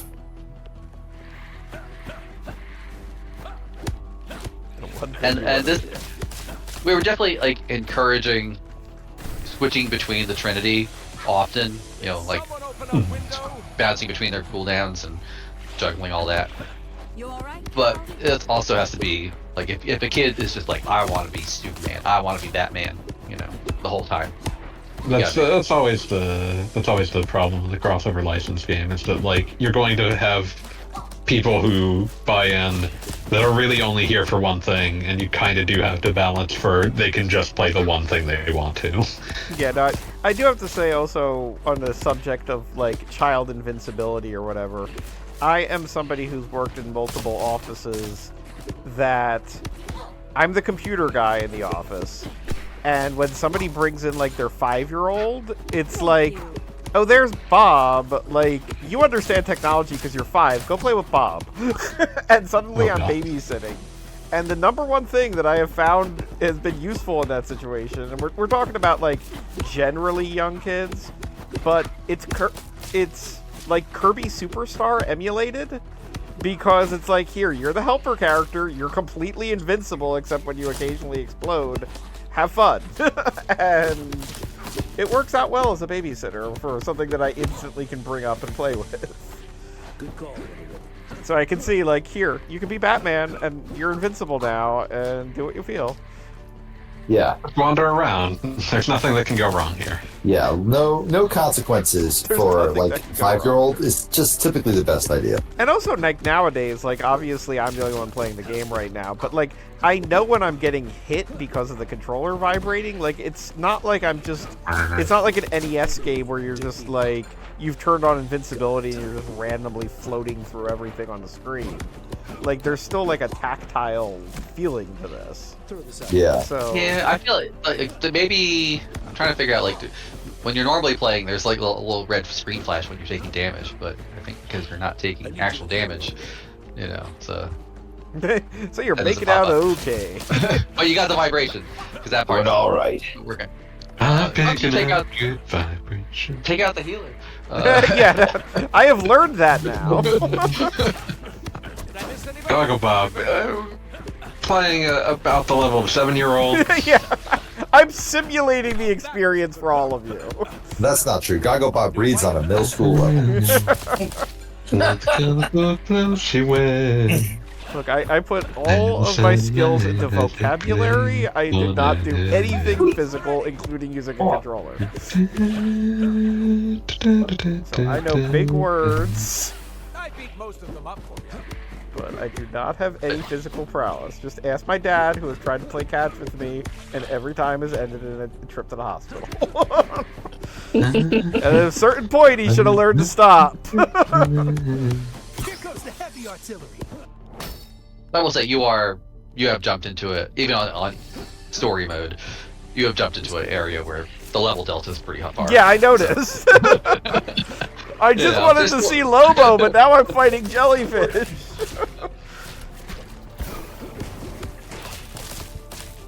You know, I very much acknowledge that I would have been dead 3 seconds into this if I was on this previous difficulty. Recommended.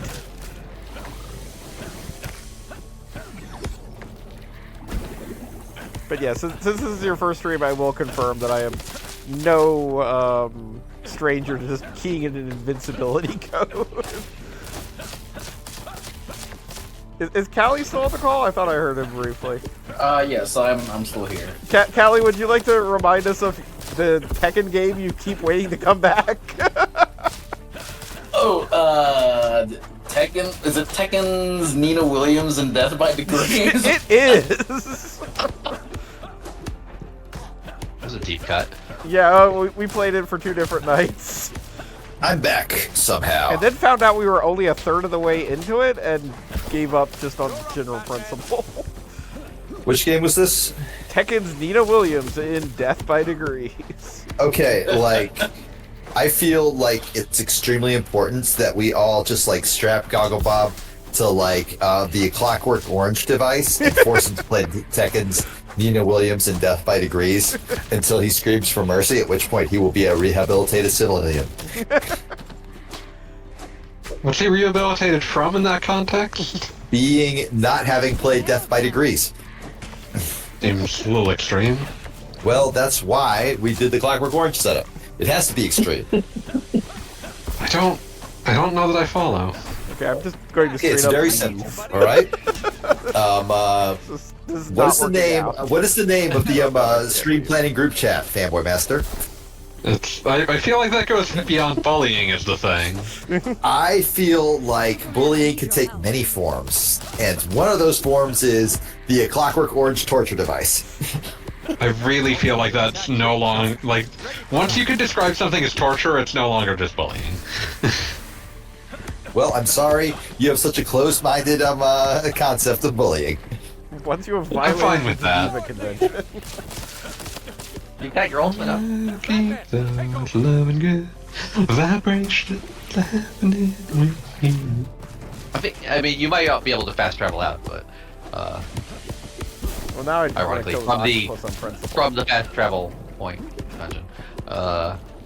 Punch the octopus more, Goggle Bob. Like that, even Superman's like, hey man, you got special moves ready to go. Just let you know.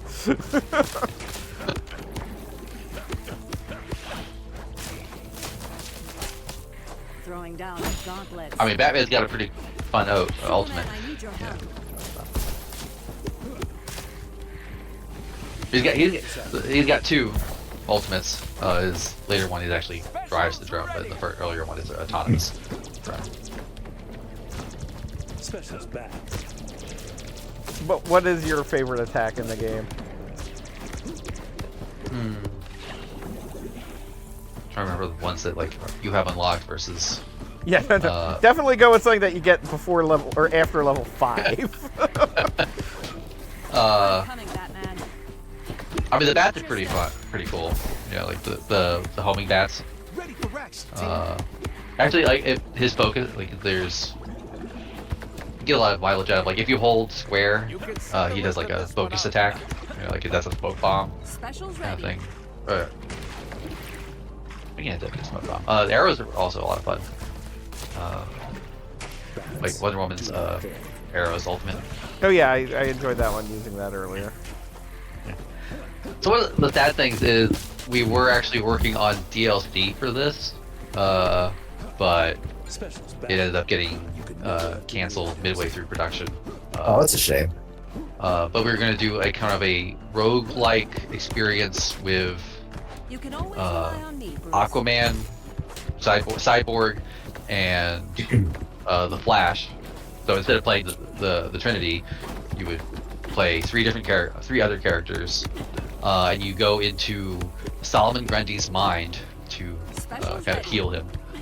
Okay, this sounds amazing. Yes, Solomon Grundy, born on a Monday.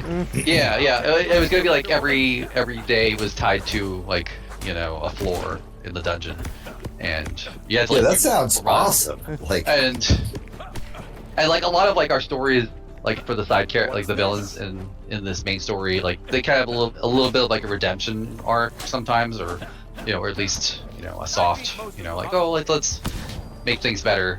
So we ended up making it so like when you went through the second run, you would heal him, like, or sort of cure him at least temporarily, or and like we even did like a script read and everything. It was like we got that far, but yeah, but unfortunately, or just like a script read of ours.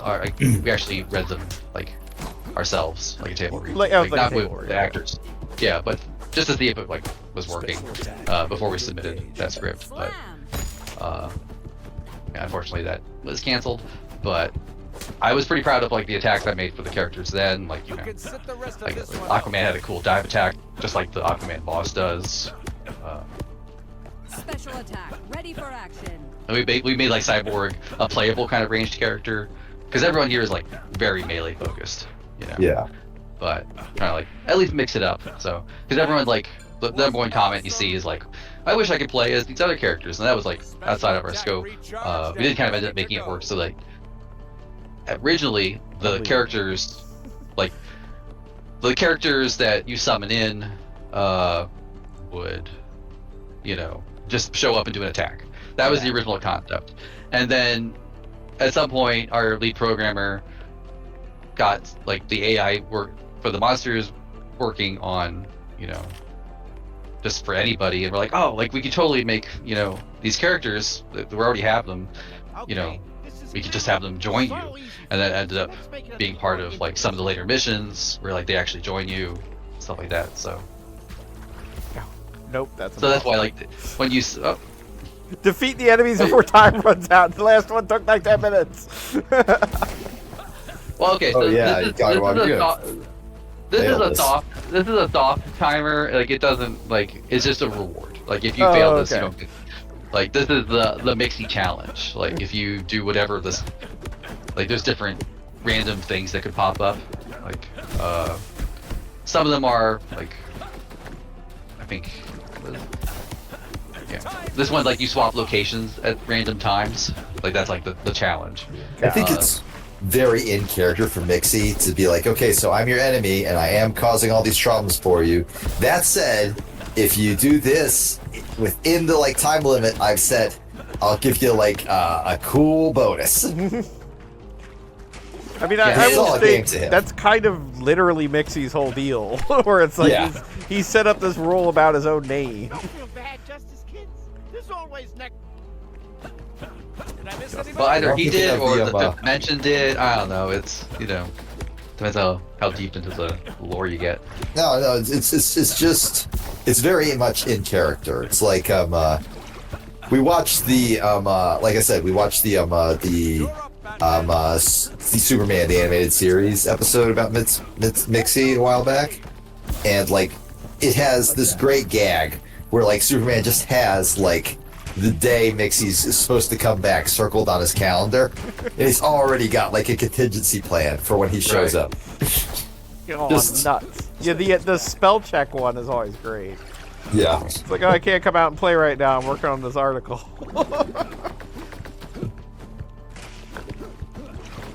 I think like the episode of Justice League Action that he shows up in, he actually like mixes everybody's like he does like kind of a soul swap kind of personality swap. So like Stargirl and Batman's body kind of thing. Yeah. That is hysterical. I'm just imagining Stargirl with like the Batman like scowl right now. And then the whole thing kind of ends with like just again playing on the psychology of Mixie, and like that's the only way to fix things is because you can't beat Mixie. Trick him into putting everything back. Right. I do love that like one of your objectives on the side of the screen is attend Mixie's town hall meeting. Yeah, that's the technical next thing in the plot. where you can bring up your concerns about his governance style. I do like that it is the ultimate programmer joke that Cyborg appears with Hello World. Oh my god, that's actually really good. I'm so mad about that. Aha. Superman, I need your help. Yeah, our VFX artist incorporated a lot of goofy, onomatopoeia and other in-jokes here. Yeah, I forget how many different glorfs I've seen from like squishing squids. I'm coming, it's an appropriate word. It makes sense in context.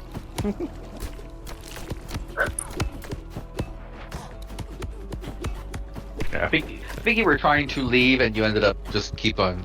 I considered leaving and then I was like, well, how bad could something be? And I was just like, alright, fine. Is Lobo in the arrows. here? The arrow.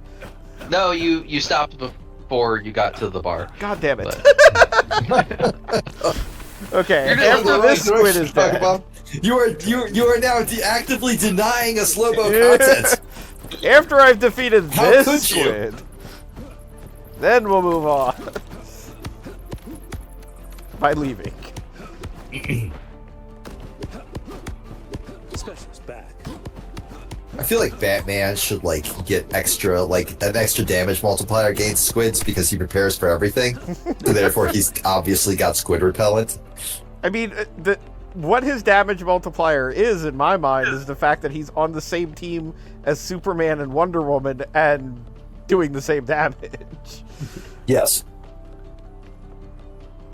I think something that did come up, like for gameplay reasons, we have assigned elements to these attacks.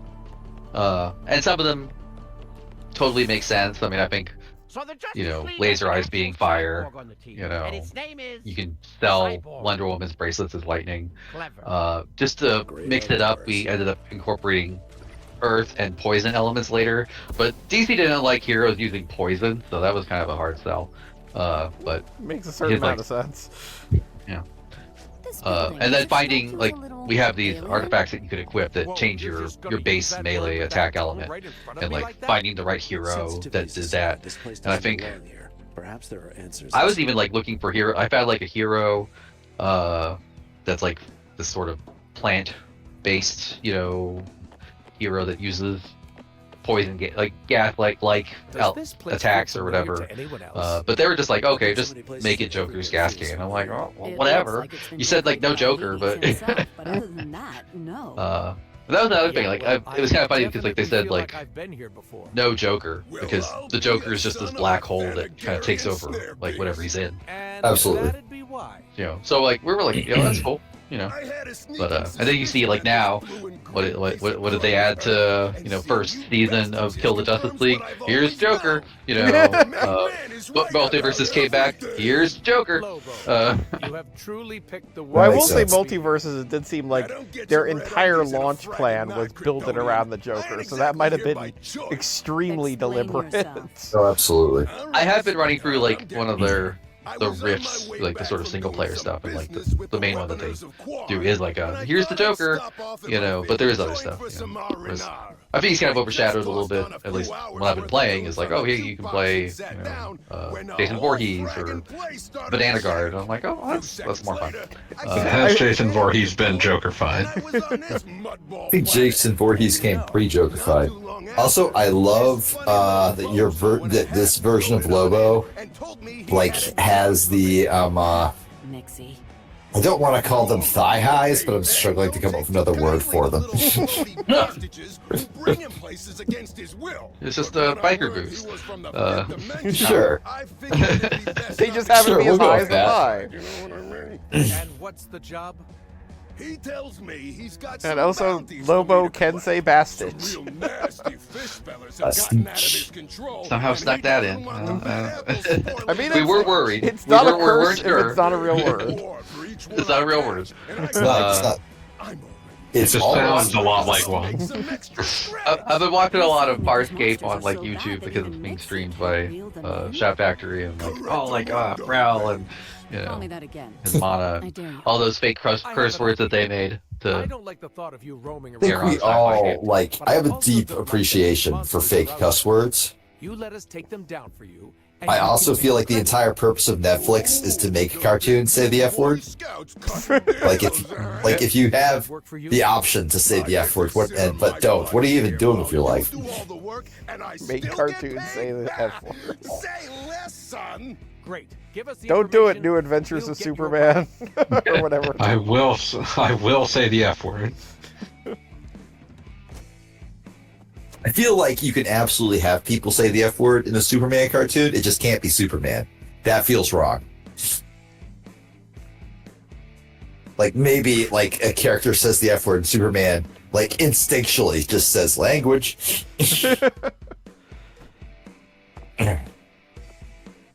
Yeah, this is like the only example of unvoiced dialogue because it just never it was kind of finalized later than after the recording sessions. But I was just is that really green guy Brainiac? No, he's a Kaluan. I'm guessing. I think I did try to I think I set up the NPCs in here, and I did try to at least make some of them seem like okay, here this girl looks Tamaranian. Whatever we could do within our character NPC creator. I was about to say the orange girl was a Dead Ringer for Starfire. Yeah, or I think just any kind of Tamaranian. I think there's another one. I was like, well, let's make it as Barda inspired. There's one that I think I totally just make look outside of DC. There's an NPC in here that looks like V'ger from Star Trek: The Motion Picture. So we're possible. It's like, oh, let's try to push the the NPC generator past the original limits of human flesh tones. What was that? That's excellent. If you find the Omega Man, you never saw me. The Omega Man. Bert. And Snert. Nerd. Okay, so gotta ask the other question. We've got development team on the chat. Are you are there cameos of the development team in the art at all, or did you guys resist that temptation? In this one, no. I don't think we've done that. Yeah. They're in Ben 10 Power Trip. We did actually get voice lines in from a bunch of the dev team.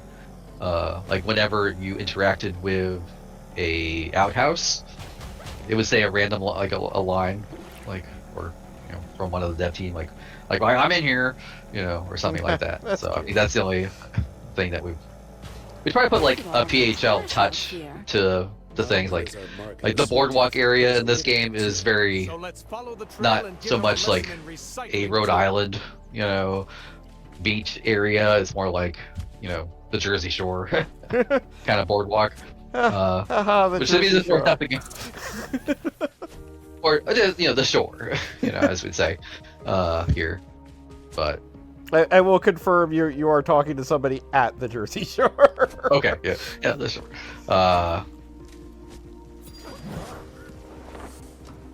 I mean, watching the logo opening scene reminded me, like, one of the scenes I'm pretty proud of, like, because I actually did have time to actually set it up, is like the intro to Poison Ivy. And I was actually able to do, go back and like, okay, let's actually have like some set, or some stage direction, characters walking around. Sometimes, if it's for the less important scenes, it's not always possible to get that in time.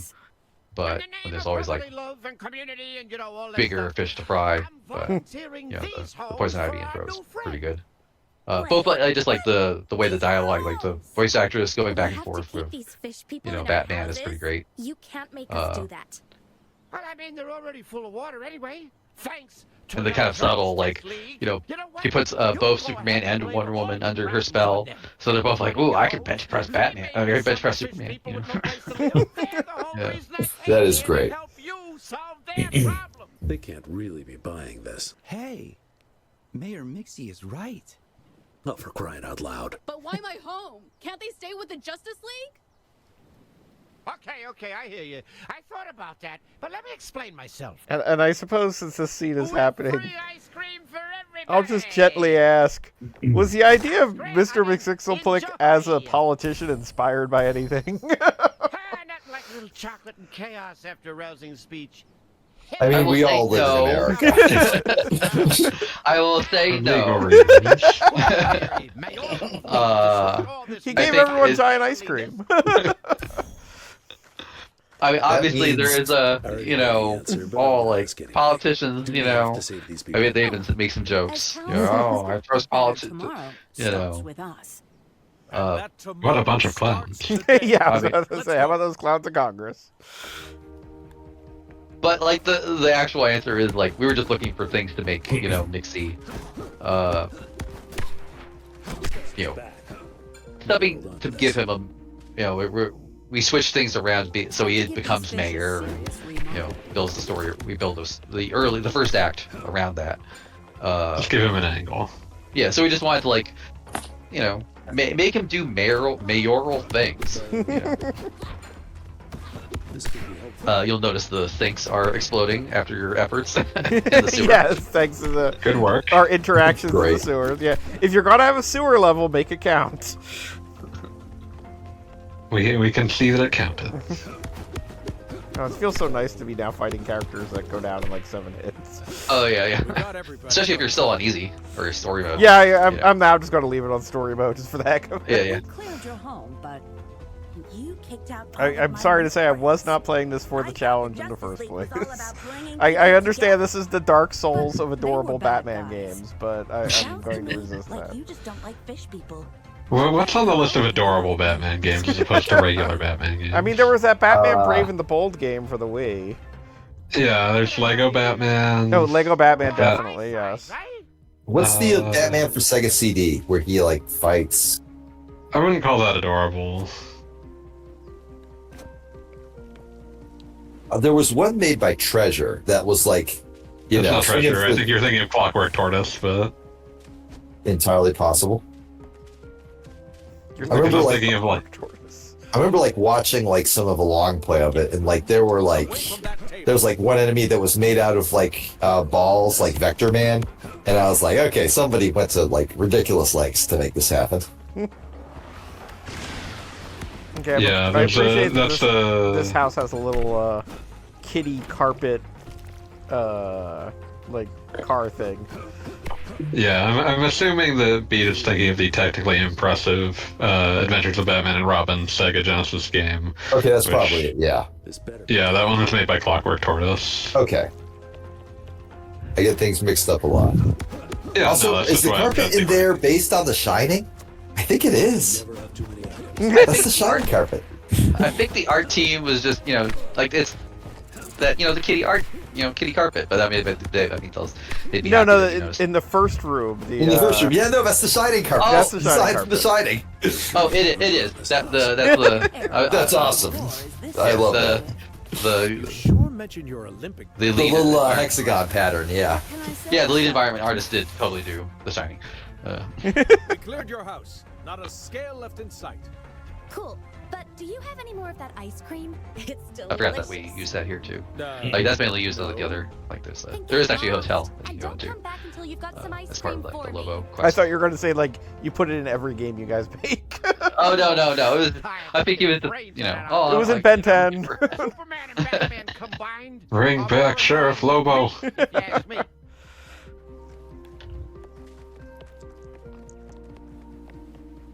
Okay, I keep forgetting to do this. Oh no, I'll deal with Diego's house. I feel bad for him. But at some point, I'm going to go back to the shop and buy Batman his rainbow colors. State that all fish must be kept outside. How many copies do you have? You can also fast travel there, but you have to. Yeah, but then I got distracted because I feel bad about Diego's house getting destroyed, so I got to deal with that first. I'd say I expect better if you go Bob, but I don't. Wow. Somehow that's more hurtful than like my open attempts to insult him. You gotta pick you gotta be a counterpuncher. You gotta pick your spots. Help is on the way, pal.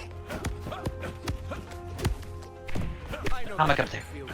I actually feel bad about that. Don't worry, there's a delay. I got it. I do love the idea of Batman just jumping on the top bunk because Batman appreciates being high up. And I'm really hoping that is distinctly like we're recovering Booster Gold's comic and he didn't just steal a comic from a child. Like you're in another person's house and there's a comic book. I would not assume that it was a random collectible. I would not assume that Booster Gold is thinking too hard about the provenance of these comic books. Hey, well, Batman might be. Aren't you the people who flooded our homes in the first place? World's greatest detective. I think we originally were going to do just pages, but I think we went up with the comic book because it was easier to see. It's also less depressing to imagine it being ripped apart horribly. Oh yeah, I think that's also like we had this idea like you see them come together. It was like we don't have time to make that, That's a whole lot of animation work for one thing. It's like I can see the animation in my head and it looks great, but guess what? Like we don't necessarily do this. There's a difference between like seeing it in your mind's eye, perfect and beautiful, and then actually like going to the effort of making it happen. Right. And then cutting up every comic book piece that we got for all 27 comics or costumes you can unlock. I'm going to need to screen capture Batman saying, "I hate everything that's happening right now." Snazzy. Snapper. Yeah, that's what I said. That's what Twitch clips are for. I feel like Batman is barely tolerating this, and Wonder Woman is actively complaining at all times, and Superman is just completely invested. He can't imagine not being like completely invested. I mean that in my mind is always the difference between Superman and Mixie versus Batman and Batmite, because Batman and Batmite is just Batman is just like, oh my god, I wish I was stopping a murderer right now. Whereas Superman's like, oh, this is neat. This is different from my usual day. Yeah. Right. This guy's just a jackass. He's not trying to destroy the planet. Yeah, like when Superman encounters an annoying enemy, he's like, I wonder what makes that guy tick. And when Batman encounters an annoying enemy, he's like, fuck off, idiot. I've already got one clown to deal with. We're full.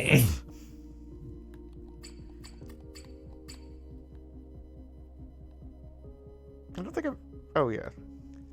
Just curious. Haven't really looked at the map. There's the high school. Yeah, Happy Harbor looks happy. It does look happy. It's a very happy little place. Plants. I can't imagine who's responsible for that. Probably Swamp Thing. Could it be? Oh, absolutely. Believe it or not, it's just me. All of doofuses.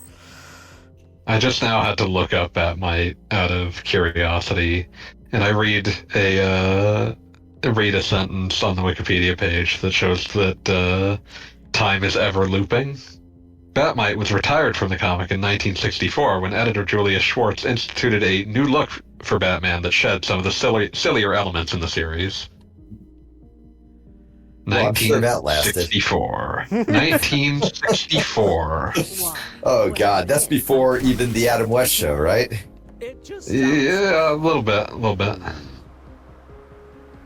But the eternal cry that Batman needs to get back to being serious. It is more than 60 years old. I feel like the idea, and don't get me wrong, I love me some Batman, right? But I feel like claiming that Batman needs to be serious is overlooking the fact that his name is Batman. I feel like he dresses like a bat to punch criminals. I feel like the answer also, to is that the creation of Adam only with Mixie and a fish person? Yep. That's great. I That appreciate rules. who monitors the hall monitors, but that's my favorite graffiti. This is a nightmare. This is beautiful. But what I was going to say was I feel like the answer, as it turns out, for all of these characters is that the reason that they persist is that they can have many tones. Yeah, absolutely. I get it. And I 100% support that. I'm just saying that, like, when somebody, like, says, oh, Batman needs to be exactly this serious, I feel like it's important to go, okay, but he is Batman. I agree with that. He does have little ears on his cowl. I agree with that. I just also feel like I have seen also plenty of things that are very self-consciously trying not to be serious that also feel like they're missing the point, which is why I'm saying that I'm actually just being mean about Dark Knight's Metal again. Oh, absolutely. Wait, what's your problem with Dark Knight's Metal? That it's trying too self-consciously to be the unserious version, and it just seems like, oh, God, buddy, you're trying too hard. I can tell you don't actually believe in this. Yeah, sure, that's fair. I honestly did get a vibe that Metal was on some level sincere. Like, it's hard to define. It just feels too ironic to me. I just can't go there. Dark Knight's Metal. I don't think I know which one. When you hear metal, you should be thinking heavy metal. Yeah, it's very like within the past 5 years, I want to say. Okay, I'm probably not familiar with that one then. I'll send you the trade for Christmas next year. Oh God. I was thinking of the most recent Batman movie, the Matt Reeves directed one, which is fantastic, by the way. I absolutely love it. But I really like its portrayal of Batman as a guy who's maybe too self-serious, and that's sort of his problem. Like, he doesn't realize that there are things he can do that don't involve just beating up randos.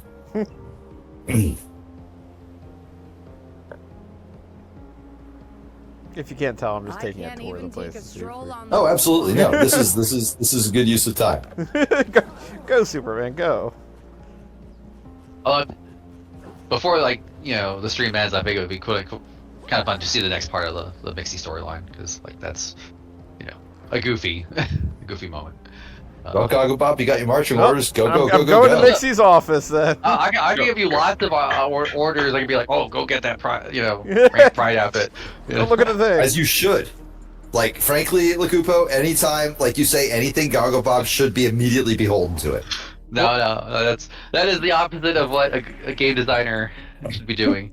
But we are on a stream. I am not playing. Yeah, this is a stream. We're on. As I stated, bullying Goggle Bob is one of our primary objectives.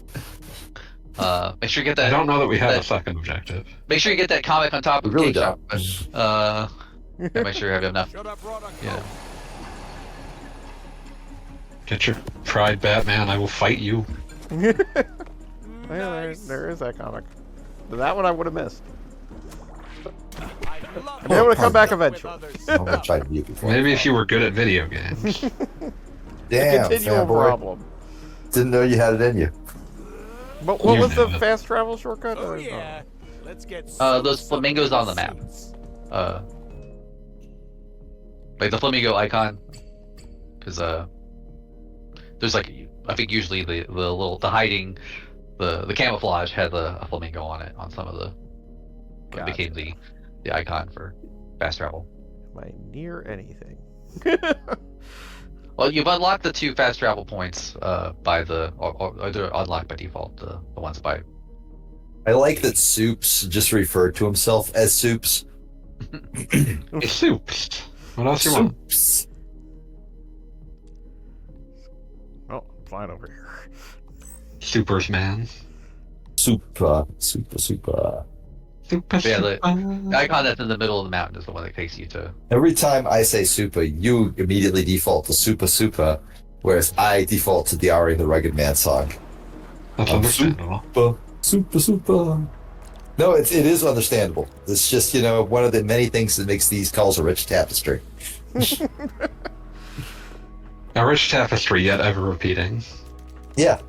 Well, like when one of us says Venom and then the other one says Venom. That's over there. It is extremely important that we pronounce Venom correctly. Venom. Yeah, if you go in here, that would unlock another one. I get it, but that's taking you away from. Don't let Gogglebop discover things. Yeah, I'm sorry, I discovered a thing. It's illegal. We already. I'm just saying, we already did the port over in the forest. And that's. a new item for Superman. Basically, they're level 9 and going down okay. But you can fast travel at any point, I do like that that Nixie's response to having his speech complimented was like a genuine, oh, thank you. I appreciate that. I mean, he's a natural showman. What do you want?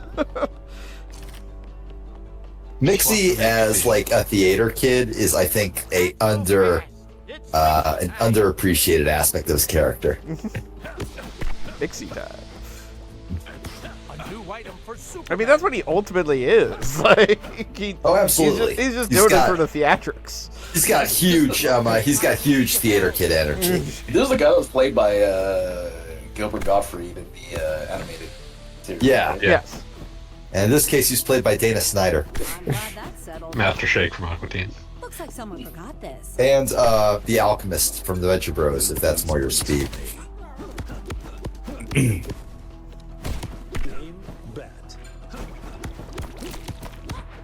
Pick a voice and do it well. This could be. I don't think he picked a voice. It's more like he was born with it. I mean, he got his job as Master Shake by leaving an abusive drunken message on someone's answering machine. Seriously? I did not know that. That is incredible.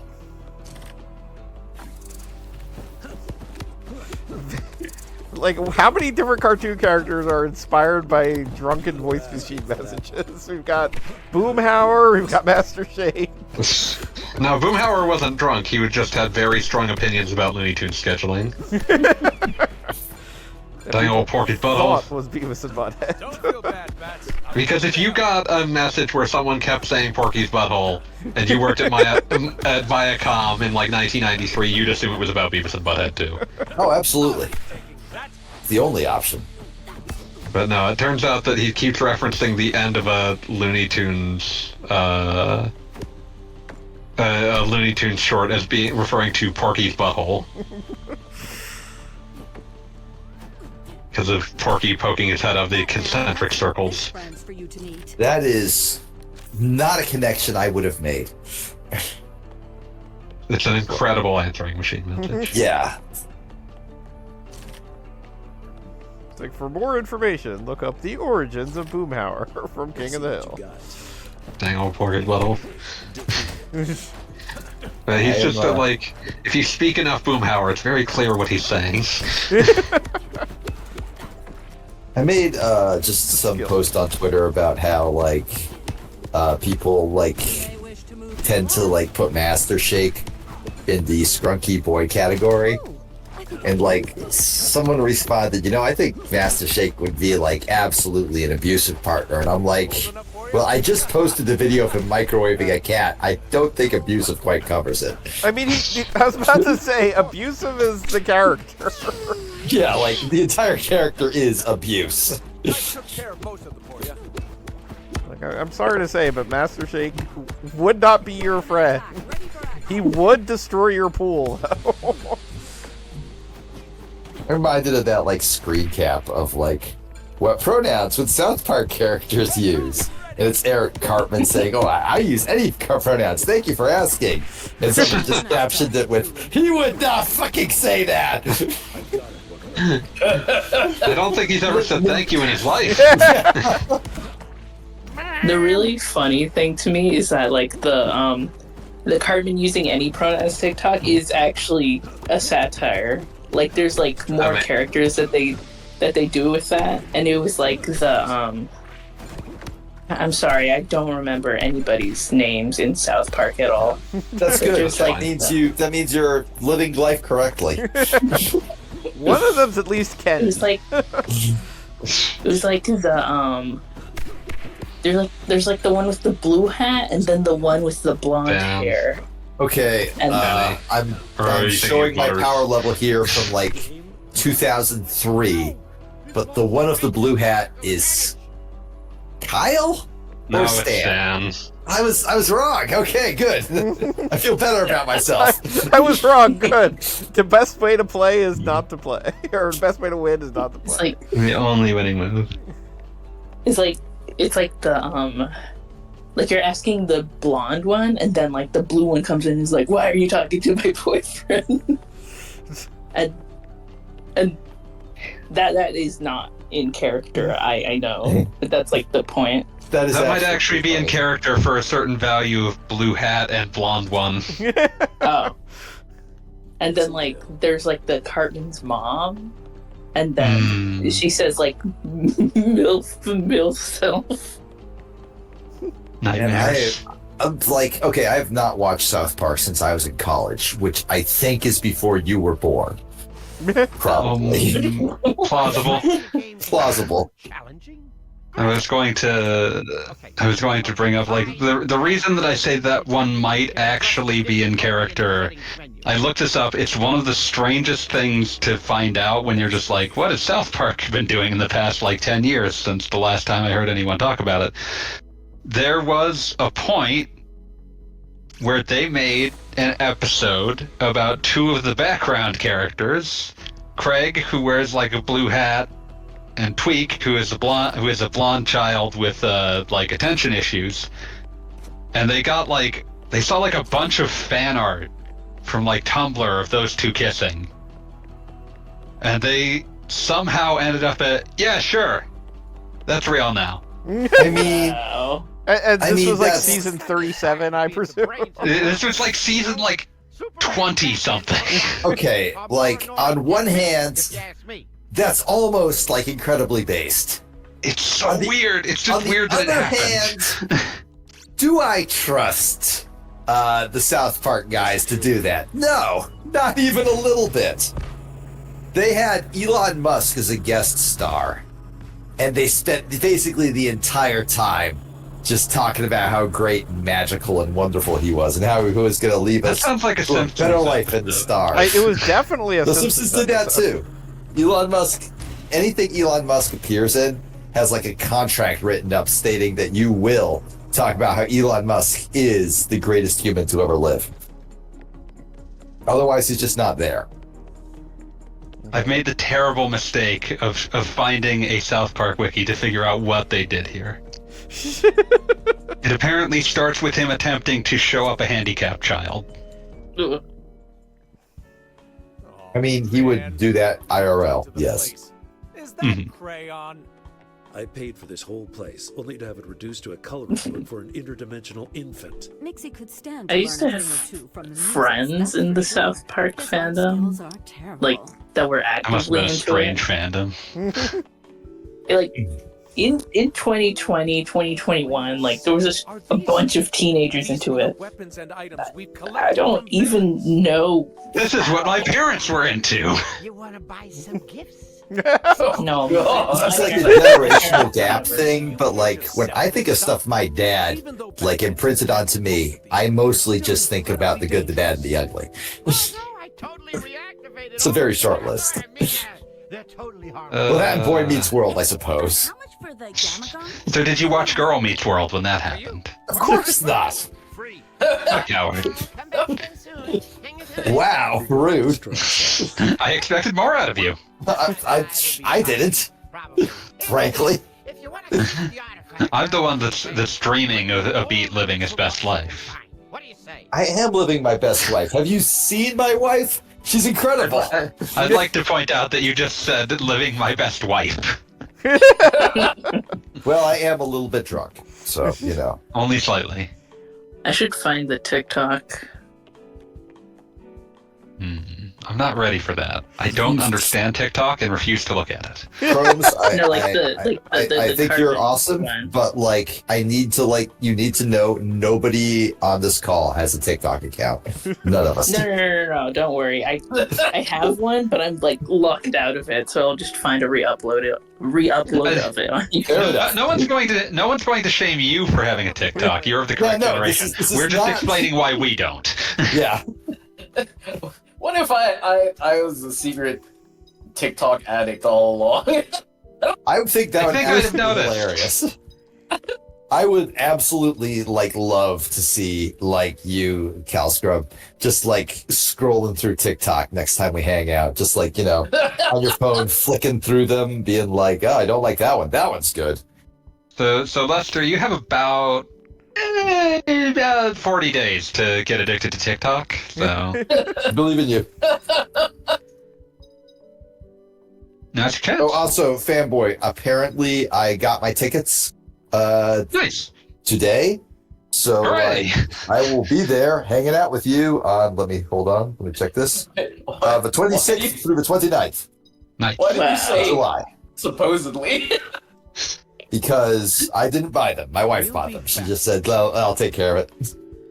I also appreciate your description of apparently I got these. Yeah.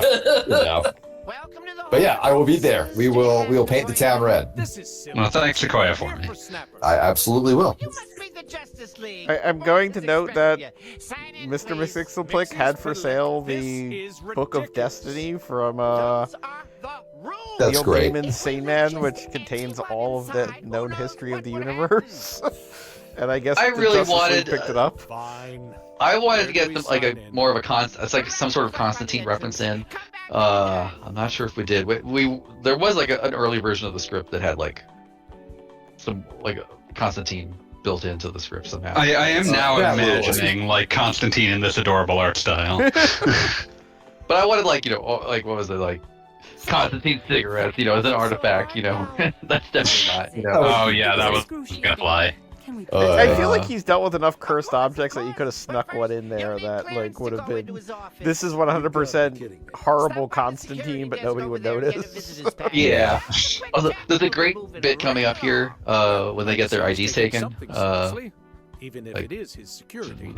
We commissioned an artist to do these renditions of the Trinity that are just great. Yeah. To get security clearance. Yeah. I really like the idea of Batman having a driver's license that just says Batman on it. That has a picture of him in his Batman mask. Just in case he gets pulled over for speeding or something. And I will also point out that this seems to be basically a DMV joke, which you guys. Oh yeah, this is good stuff. Seems to basically be. Oh wait, exactly is. It is exactly that. Absolutely, you can. So you commissioned the best artist. Oh my god, those are perfect. Incredible. Nightmare. Incredible. I do love that it was that they were labeled Barf Man, Super Jerk, and I didn't catch Wonder Woman. Wonder Worm? Beautiful. Absolutely beautiful. I think we also made that the trophy / achievement art, so I think That's so good. Specifically, so I think you could that's use what, it as an icon on Xbox or something. But yeah. Oh, wonderful! I think that's kind of what blows my mind about this game. You put in so much effort that I would not have expected. It's kind of amazing. It's also, I mean, I would say that this is a relatively small team. Yeah. Like, I mean, not counting, like, the animation, outsourcing the animation. Like, they had their own crew. I do not know how many people work for Duty Studios, and obviously the different voice actors, but, like, PHL, at the height, we kept on, like, growing so we could, like, accommodate all the stuff that we were adding to this game, but, like, 20 to 25 people total. So pretty small, especially for modern development. So I want to be like, we're like a small indie title. It just happens to be DC, and Don't let him get to you. So here's the deal: your friends had DC licenses, but not DC resources. Right. Because ultimately, like, the weird thing about some of this licensing stuff is, like, DC or whatever other license holder, they're not actually putting up the money. It's the publisher that's putting up the money. The publisher paid them for that. Yeah, they went both ways. They're like, hey, can we do a game, based off of your license and pay you money for that, and also gotta pay the people to make it. You gotta play the game if you want all spoopy back. What's the game? I feel that a lot of times when I see, like, a licensed game come out, and it's like, what, license holder couldn't pay for that? And it's like, license holder didn't care. License holder did not bother to pay anything for this. Yeah. License holder was paid for this. But they have a lot of thought, and they care a lot. Oh, yeah. Whether it fits the brand, my special brand. My special eyes. But yeah, like, they have a lot of opinions about where you should spend your money, but they aren't the ones putting it up. I feel like Suddenly Game Show is a very, like, important video game tradition. I know it's in both the N64 Banjo games. I'm struggling to think of other examples. Paper Mario 2 for some reason. Okay, Paper Mario, there you go. Paper That's Mario important. comes immediately to mind. Randomly in Legend of Mystical Ninja. That's an extremely appropriate place for it. I love Mystical Ninja. As a classic.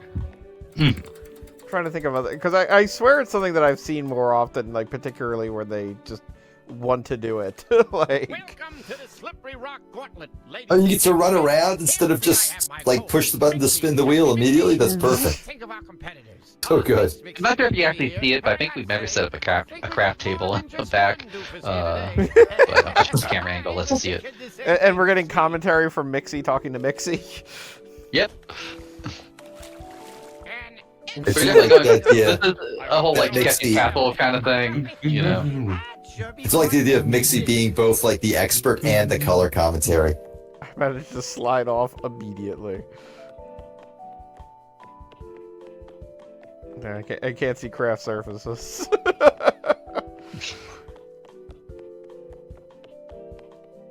This Mixie production is strictly non-union. I mean, I enjoy the entire fish audience, too. Oh my god, is that a pile of cameras? Yes. Just all sort of like, yeah, this is expensive equipment, whatever. With me, I have my co-host, Mixie. You think they could do it? That I don't know, but I'm sure they'll be trying. Our boulders are ready to rock. Let's see what happens. Alright. Let's try not to fail this one immediately. Although, ironically, try. You do have to fail to progress the story. But, I said immediately. Considered failing immediately for fun. I mean, it makes sense that Batman knows what he's doing. Yeah. Wow, that sure was a bummer. Next time we'll have Superman would just be, like, upset that, like, turns out the rules require him to fail. He would be like, no, I played by the rules. And I gotta get Mixie bucks, because obviously. Did I just get the same thing twice in a row? No, different. Run, more like Cannonball Fart. Okay, also need to get a voice clip of Cannonball Run, more like Cannonball Fun, am I right? You're so clever, Mixie. Let's watch these losers lose.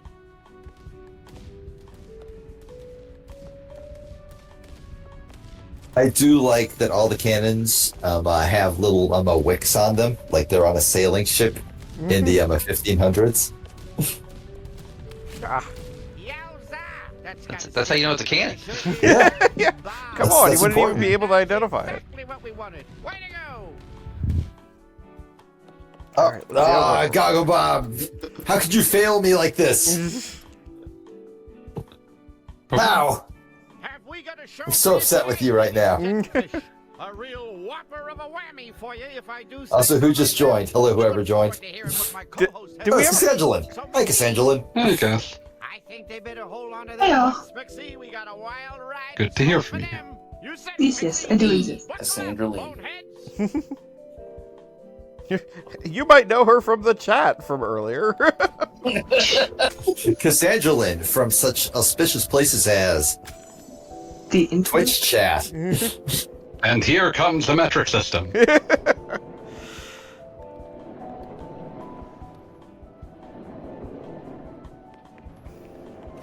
No springs. I did not know that would knock me over. Absolutely could have ran that, Goggle Bob. I'm so upset with you. I'm not sure if I've been clear enough, but this is an absolutely adorable game that I might actually turn around and try and play, but I don't have any systems I don't play on. Is it on Steam? Actual question, is it on Steam? Okay, it is on Steam. Don't tell me that. We're learning. Oh, thank goodness. Get me out of here. It's on Steam, Switch, PS4, PS5, Xbox One, Xbox Series, insert fill in the blank. Xbox. I still can't believe that Xbox just named its current system Xbox Series. That's just so sad. I hate that. For frame of reference, my newest system that is not a PC is a Wii, so... Right, Bruce? That's a good one. Now's the time to upgrade. Get yourself a Nintendo Zelda Switch. Get a Wii U. That would be expensive now. You guys all see the Zelda trailer today? Oh yeah, looks fun. Looks great. I have reservations about the playstyle, but it looks very good, so I'm willing to give it a shot. When I saw it at first, I thought it was some sort of HD update to Link Between Worlds. I had the I'm very exact curious. same reaction. I thought that's what they That were doing was with it. honestly that would not be a bad. That was my immediate reaction as well. Link Between Worlds should come back, but I'm also happy that they're making new thing. Yeah, no, new thing is generally appreciated. I don't know. I feel like it's dupe exploit the game is the sort of thing that's a really interesting idea, but in what footage they showed, it seemed like a lot of, hey, I hope you enjoy flicking through an extremely long list of all available items. I'm sure there will be ways. I'm sure they're going to make it there will be better. ways to reduce that, but at a glance, I'm a little bit apprehensive. I have to ask a development question, just off topic, but topic to what I'm seeing on the screen. How many hours of Mr. McSixelplick dialogue is there? There's a fair amount. I mean, he's, throughout the whole game. I mean, he kind of takes the back seat in the last half, but... he's not. When we earlier had the part where he was literally talking to himself, and of course his whole DMV section. There is some. There was a whole cut activity that we just didn't have time to finish. We'll be back. We were gonna have these kind of public events where just events would happen, say people on a bus or stuff like that. And there was so much great dialogue there, and it was such a shame to cut it. This. It was Nixie just being kind of crazy and being And I'm sad that didn't get in, but. So there's even more dialogue. I do love his I'm a loading screen bits where he just needlessly roasts everybody. Wonder Woman's bracelets don't even hurt. They're made of a foam. Yeah, that's another it's amazing. Like I did listen in on one of the voice acting sessions. So like the Trinity each had like they had like 3 days scheduled because there's just so much dialogue, and Dana also had a lot, I think 2 or 3 days. Just because there's so much dialogue for them. This could be a clue that leads us to another league. It just goes by so fast. You know, like they just run through it. You know. Superpowers and I have mine. Oh yeah, well I mean everybody on the cast here appears to be pros, so. Oh yeah. I mean I think I didn't. I don't know if I got to listen to. Nolan North. I was busy that day, but or in other meetings, but did listen in on like Vanessa Marshall, and like it was like she was just like do 2 takes and then we're moving on. You know?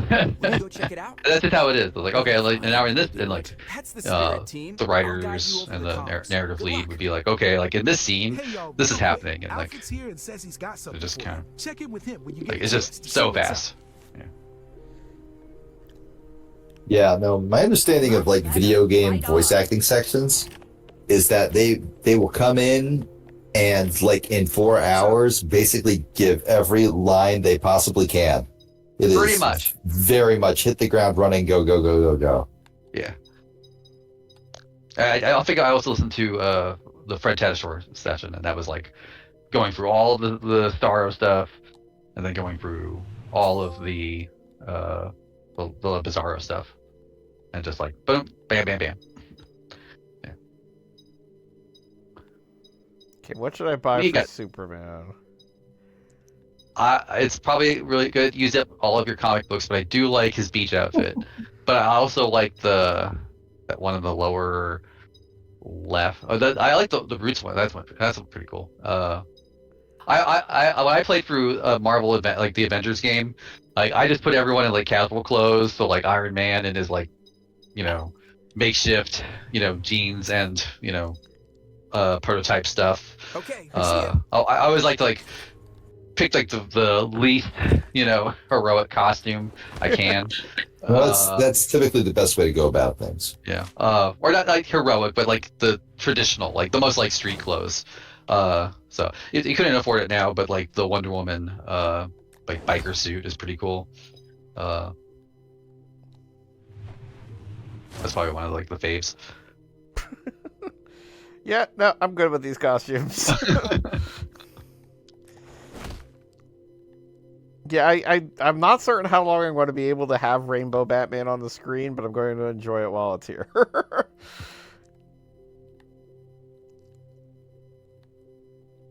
Happy Pride, everybody.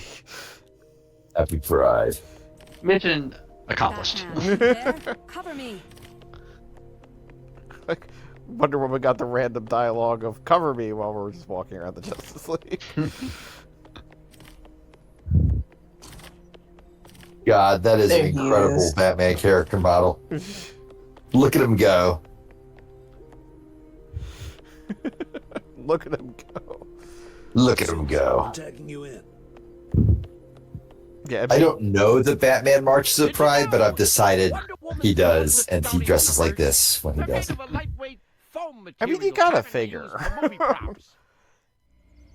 Okay, gang. I mean, I know there was the big thing about Superboy being the electronics store.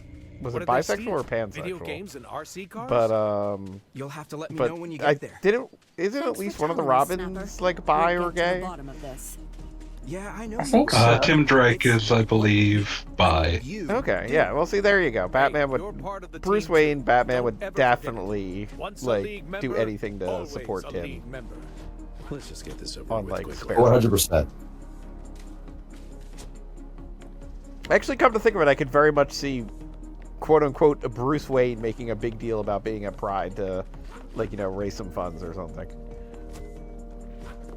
Definitely. I could see Batman like wearing that Pride outfits to Pride, and then like, you know, giving a like they like set up like the podium so he can give a big speech where he unmasks as Bruce Wayne, and like everybody is just like, oh, Bruce Wayne was doing an incredible publicity stunts. Also, why is he dressed like Batman? I think you just wrote an entire like arc for Justice League.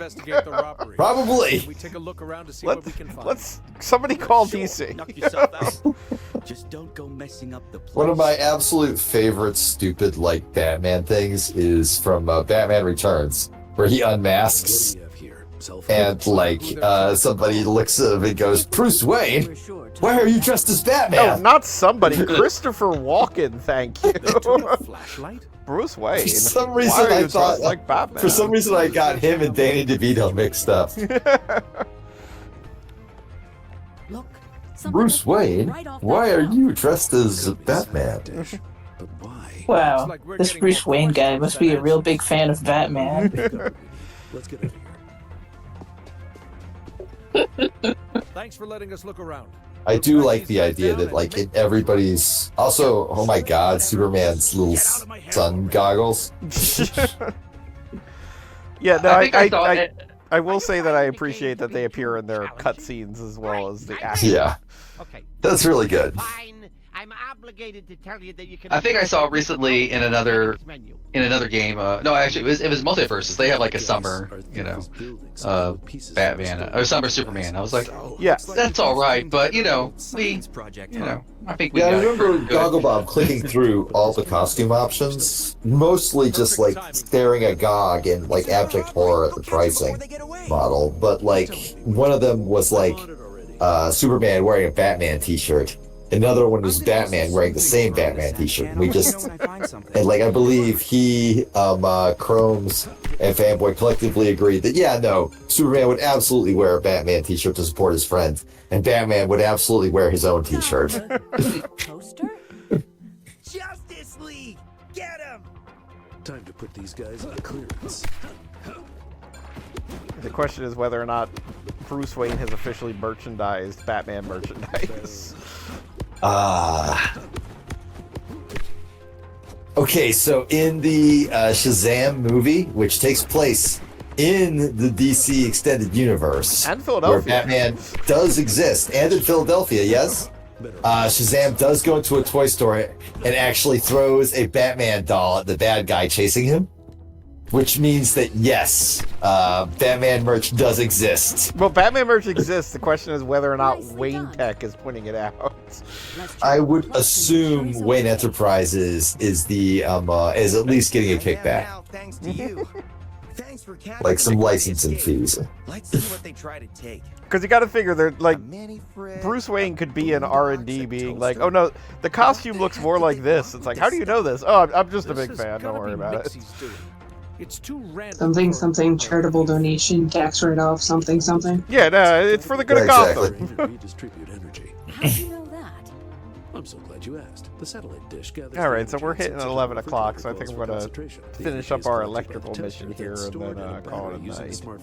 Well, before we sign off, I would like to say thank you very much, Lakupo, for showing up and giving us all the insider knowledge. This is super great. You're welcome. You are always welcome, like on our weekly streams, if for some reason you want to do that. Yeah. Yeah, you're welcome to talk about games you're not responsible for. Yeah. I have opinions. See, you're gonna fit in just fine. That's exactly. Yeah, you've already integrated yourself into the system perfectly. I'm just appreciating the way that you phrased that, like, oh, games you're not responsible for, like you just went into his shed and made it. Well, looks like we're stuck here. Came out 3 days later. Here's the game. It runs on your PlayStation. I'm picturing like there's an actual disc, but he's like pounding on it at a hammer. Yeah, naturally. How else do you get data on a disc, idiot? Yeah, no, that's exactly it. In the fires of Mount Doom. Like originally, this was hyper realistic, but then you hit it with a hammer a couple times. And now it actually has this art style. I'm just imagining like Lakupo like standing over an anvil, like shirtless except for like the apron, just hammering the data in slow motion. I do now need you to test whether if hitting Injustice with a hammer enough makes it not the ugliest fucking game I've ever seen. You know, I'm willing to. I'm on board with this experiment. We need to do this for science. No, Fanboy Master, you don't understand how games are made. It only works before you put it in the PlayStation. After you do that, well, then get a version, get a new copy that you haven't put in the PlayStation yet, and figure it out. At this point in the stream, I'm going to make a note to myself to put in a Super Supergirl face jump scare from Injustice. I hate you so much.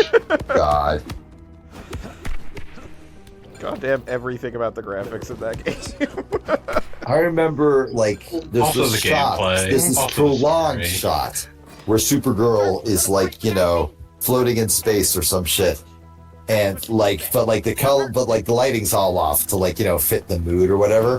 And I was just staring at it going, oh, it's Nick Cage Superman. And then as the camera comes around, you're like, oh, wait, no, that's Supergirl. All right, never mind. There's like 2 games in this entire endeavor where we're not pissed off for at least 70% of the runtime. And it's this and Football Superman. And I'm going to keep calling it Football Superman because it was made by EA Sports Tiburon. It's Returns, the one made by EA Sports Tiburon. Oh, okay. The one where we got to play as Bizarro and toss around the like you weren't globe. playing that properly, but that was fun for reasons. What about Sunman? I think we were okay with Sunman. Yeah, but that wasn't an entire stream. Okay, fair enough, true. For 70% of that stream, I'm being pissed off at like Atari 2600 Superman and Camco Superman. And Lego Batman was fun, except it was mostly Batman and not Superman. Yeah, so that one legally doesn't count. Yeah, so congratulations. This has wound up being one of the best Superman games. Like, and that as determined by science. I was about to say, this is a good. To be clear, this is a good game, but also to be clear, other Superman games are garbage. That was like the Drew Maxey, the DC lore heavy writer that I mentioned earlier. His like goal was like I want there to be a good Superman game. There needs to be a good Superman game because there isn't, you know. There isn't. We got there in the end. You got there in the end. We got there eventually. It was a long and more people winding just need to road, play but we it. got there. More people. Do you have a soft spot for that beta of the was it NES or whatever game where? Yeah, like, you're still thinking of Sunman. No, not Sunman. Like the one where the green dudes would like totally murk Superman. With You're 2 thinking of the punches? Game Boy Color game. That one. Oh, that one. Like Superman. Gosh. Superman's real shitty in that game. Yeah, Soon to be on Goggle Bob blog in like a month. It was a terrible game, and Superman would literally die in one punch from a random green guy. But it had bizarre animations. Was its style point for me? Like We get like we for most of these games we have had to like, oh, there's something funny about this in its dreadful construction. There's something funny about this. This is like the one time that's like, no, this was a like well-conceived product that was put together okay. I want to call attention to the dialogue here because like there was some dark stuff snuck in here. Yeah, this is terrible. I mean, in a good way.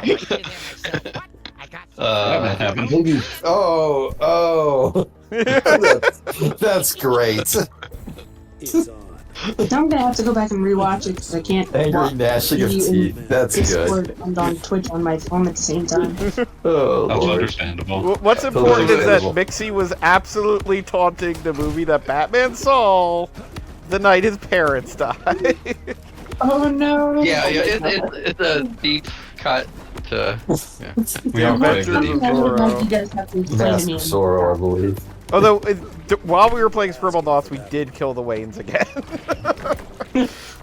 There's no we here, Goggle Bob. That was all you, Goggle There was Bob. only one person playing that. Granted, I was like screaming yes, yes, yes, so I might have. Some of you might consider that to be encouragement. I don't think so. For anybody I who was missed it, while laughing. playing Scribble Knots, we put in the words Thomas Wayne, followed by Martha Wayne, and then we put in gun.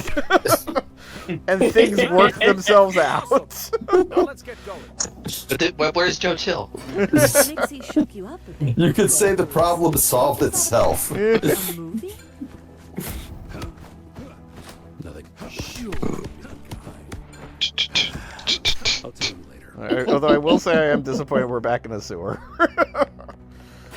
Listen, It's you a gotta video reuse the game. tile set. I'm sorry. Like, once you've made the tile set, it's wasteful I not to say use that- it again. As the person responsible for designing the 2 sewer dungeons, I was about. Is this a mid-level? Is that what's going on here? As I said, I designed the middle of the level. The middle of the level. Well, that's probably where we're at right now. Actually, you're at the end of the mission. Oh, never mind then. That was a different This is not your purview. This is a late level designer issue. Okay, cool. We got a Bob. You gotta go after the guy that did this to my shop. Wow, what a mess. We'll go after him right away. Sorry, I need to not think about the scribble knots Batman's parents thing, or I'm gonna bust out laughing again. Good. That's a good thing. Also, every time I see a character named Bob, my brain immediately defaults to the NoFX song, even though I am on a call with a dude named Bob right now. I mean, when I think of Bob, I think of Bob. Been 15 years, getting loaded. 15 years till his liver exploded. What's Bob gonna do now that he can't drink? I will say, to Fanboy's point, there have been fewer than a handful of games where someone hasn't at one point said, "Is this game over yet?" Or just started screaming "fuck you," stop streaming. That was Death in Return of Superman, and that was very deserved. I was so mad during that entire stream. I was so bored. Death in Return of Superman is like one level of game stretched out to 12 levels. I don't know why you played it for so long. Because I knew I could beat it. And were you improved by that? Nobody can say I didn't beat Death in Return of Superman. Well, because Superman died. I'd respect you more if I could say that. I couldn't leave him dead. If he's not here. You got it, Batman. Gearing up to lock. I'd respect you more than the -0 respect I currently have for you. Is that Jon Stewart wearing Starro as a cool face mask up there? Well, you don't necessarily wear Starro. Starro wears you. That's the main plot of the game. That is an important distinction. Yes. That is the main part of the game, is that every the other three got captured. So you they got Starro'd. And Starro's draining their power. So you end up meeting them in the story a couple times. I'm intrigued by the tree in front of all of the visual going on. Good tree. Question: was there ever any debate on which Green Lantern would be Green Lantern? No, I think a lot of us watch Justice League Unlimited. So we're just fans. Yeah, I mean, honestly, when your options are Hal Jordan, the guy they got to replace Hal Jordan, and the good one. It's very easy choice. Hey, don't forget the angry one. I will allow the angry one. The angry one's acceptable. I mean, some of the newer ones, I think, were briefly talked about. Sorry I couldn't teleport him here. Don't you worry for a Jessica. about that, Victor. Yeah, Jessica. We're thinking Simon, I but believe, is the other one. Looks like we're back to but again, trying to Maybe not. go for ones that were iconic and that we recognize. So yeah. Iconic, recognizable, and not just a bunch of white guys. And that too. But we were also able to kind of tie in in some of the comic plot lines, he doesn't actually need his lantern or his ring anymore. Like the ring and lantern are kind of built into him now, and that's kind of part of the plot, or what Starro's That's deal. kind of cool. So it actually worked out, both lore-wise and just the grander, we're making up powers for Starro storyline that we end up going with. Send us to detention. Very funny. All right, well, I think we're going to call it here with Superman standing in his summer outfit on top of Harvey Home Supply, a Happy Harbor. That's incredibly hard to say. Next to the big beef what was it called? I totally forgot the name of the Big Belly Burger. Yeah, that's the official DC. They have dialogue for that. If you stand in front of it while you're not in the mission. Yeah. That's Chockerific. Quit sleeping on the Cheesemeister and Drizzle Doodle combo. That's where it's at. There's that dialogue. Yeah, Big Belly Burger.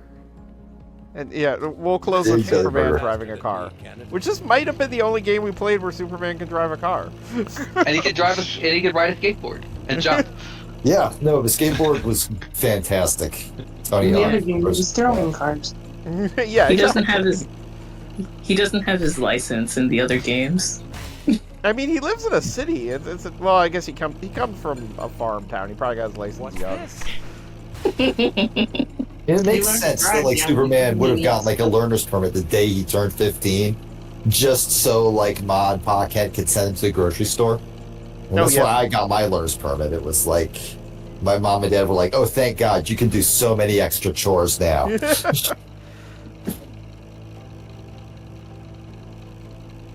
That's got to be like tripled when you live like in a farm. Yeah, well, I've known people who lived in either farm or farm adjacent things, and yeah, they get their license at like 12 so they can use some of the equipment. I think depending on the state, there's like actual like compensation for that or whatever the hell. But anyway, we're closing the Superman stream on farm facts. Farm facts and Superman going off-roading and just crashing into everything.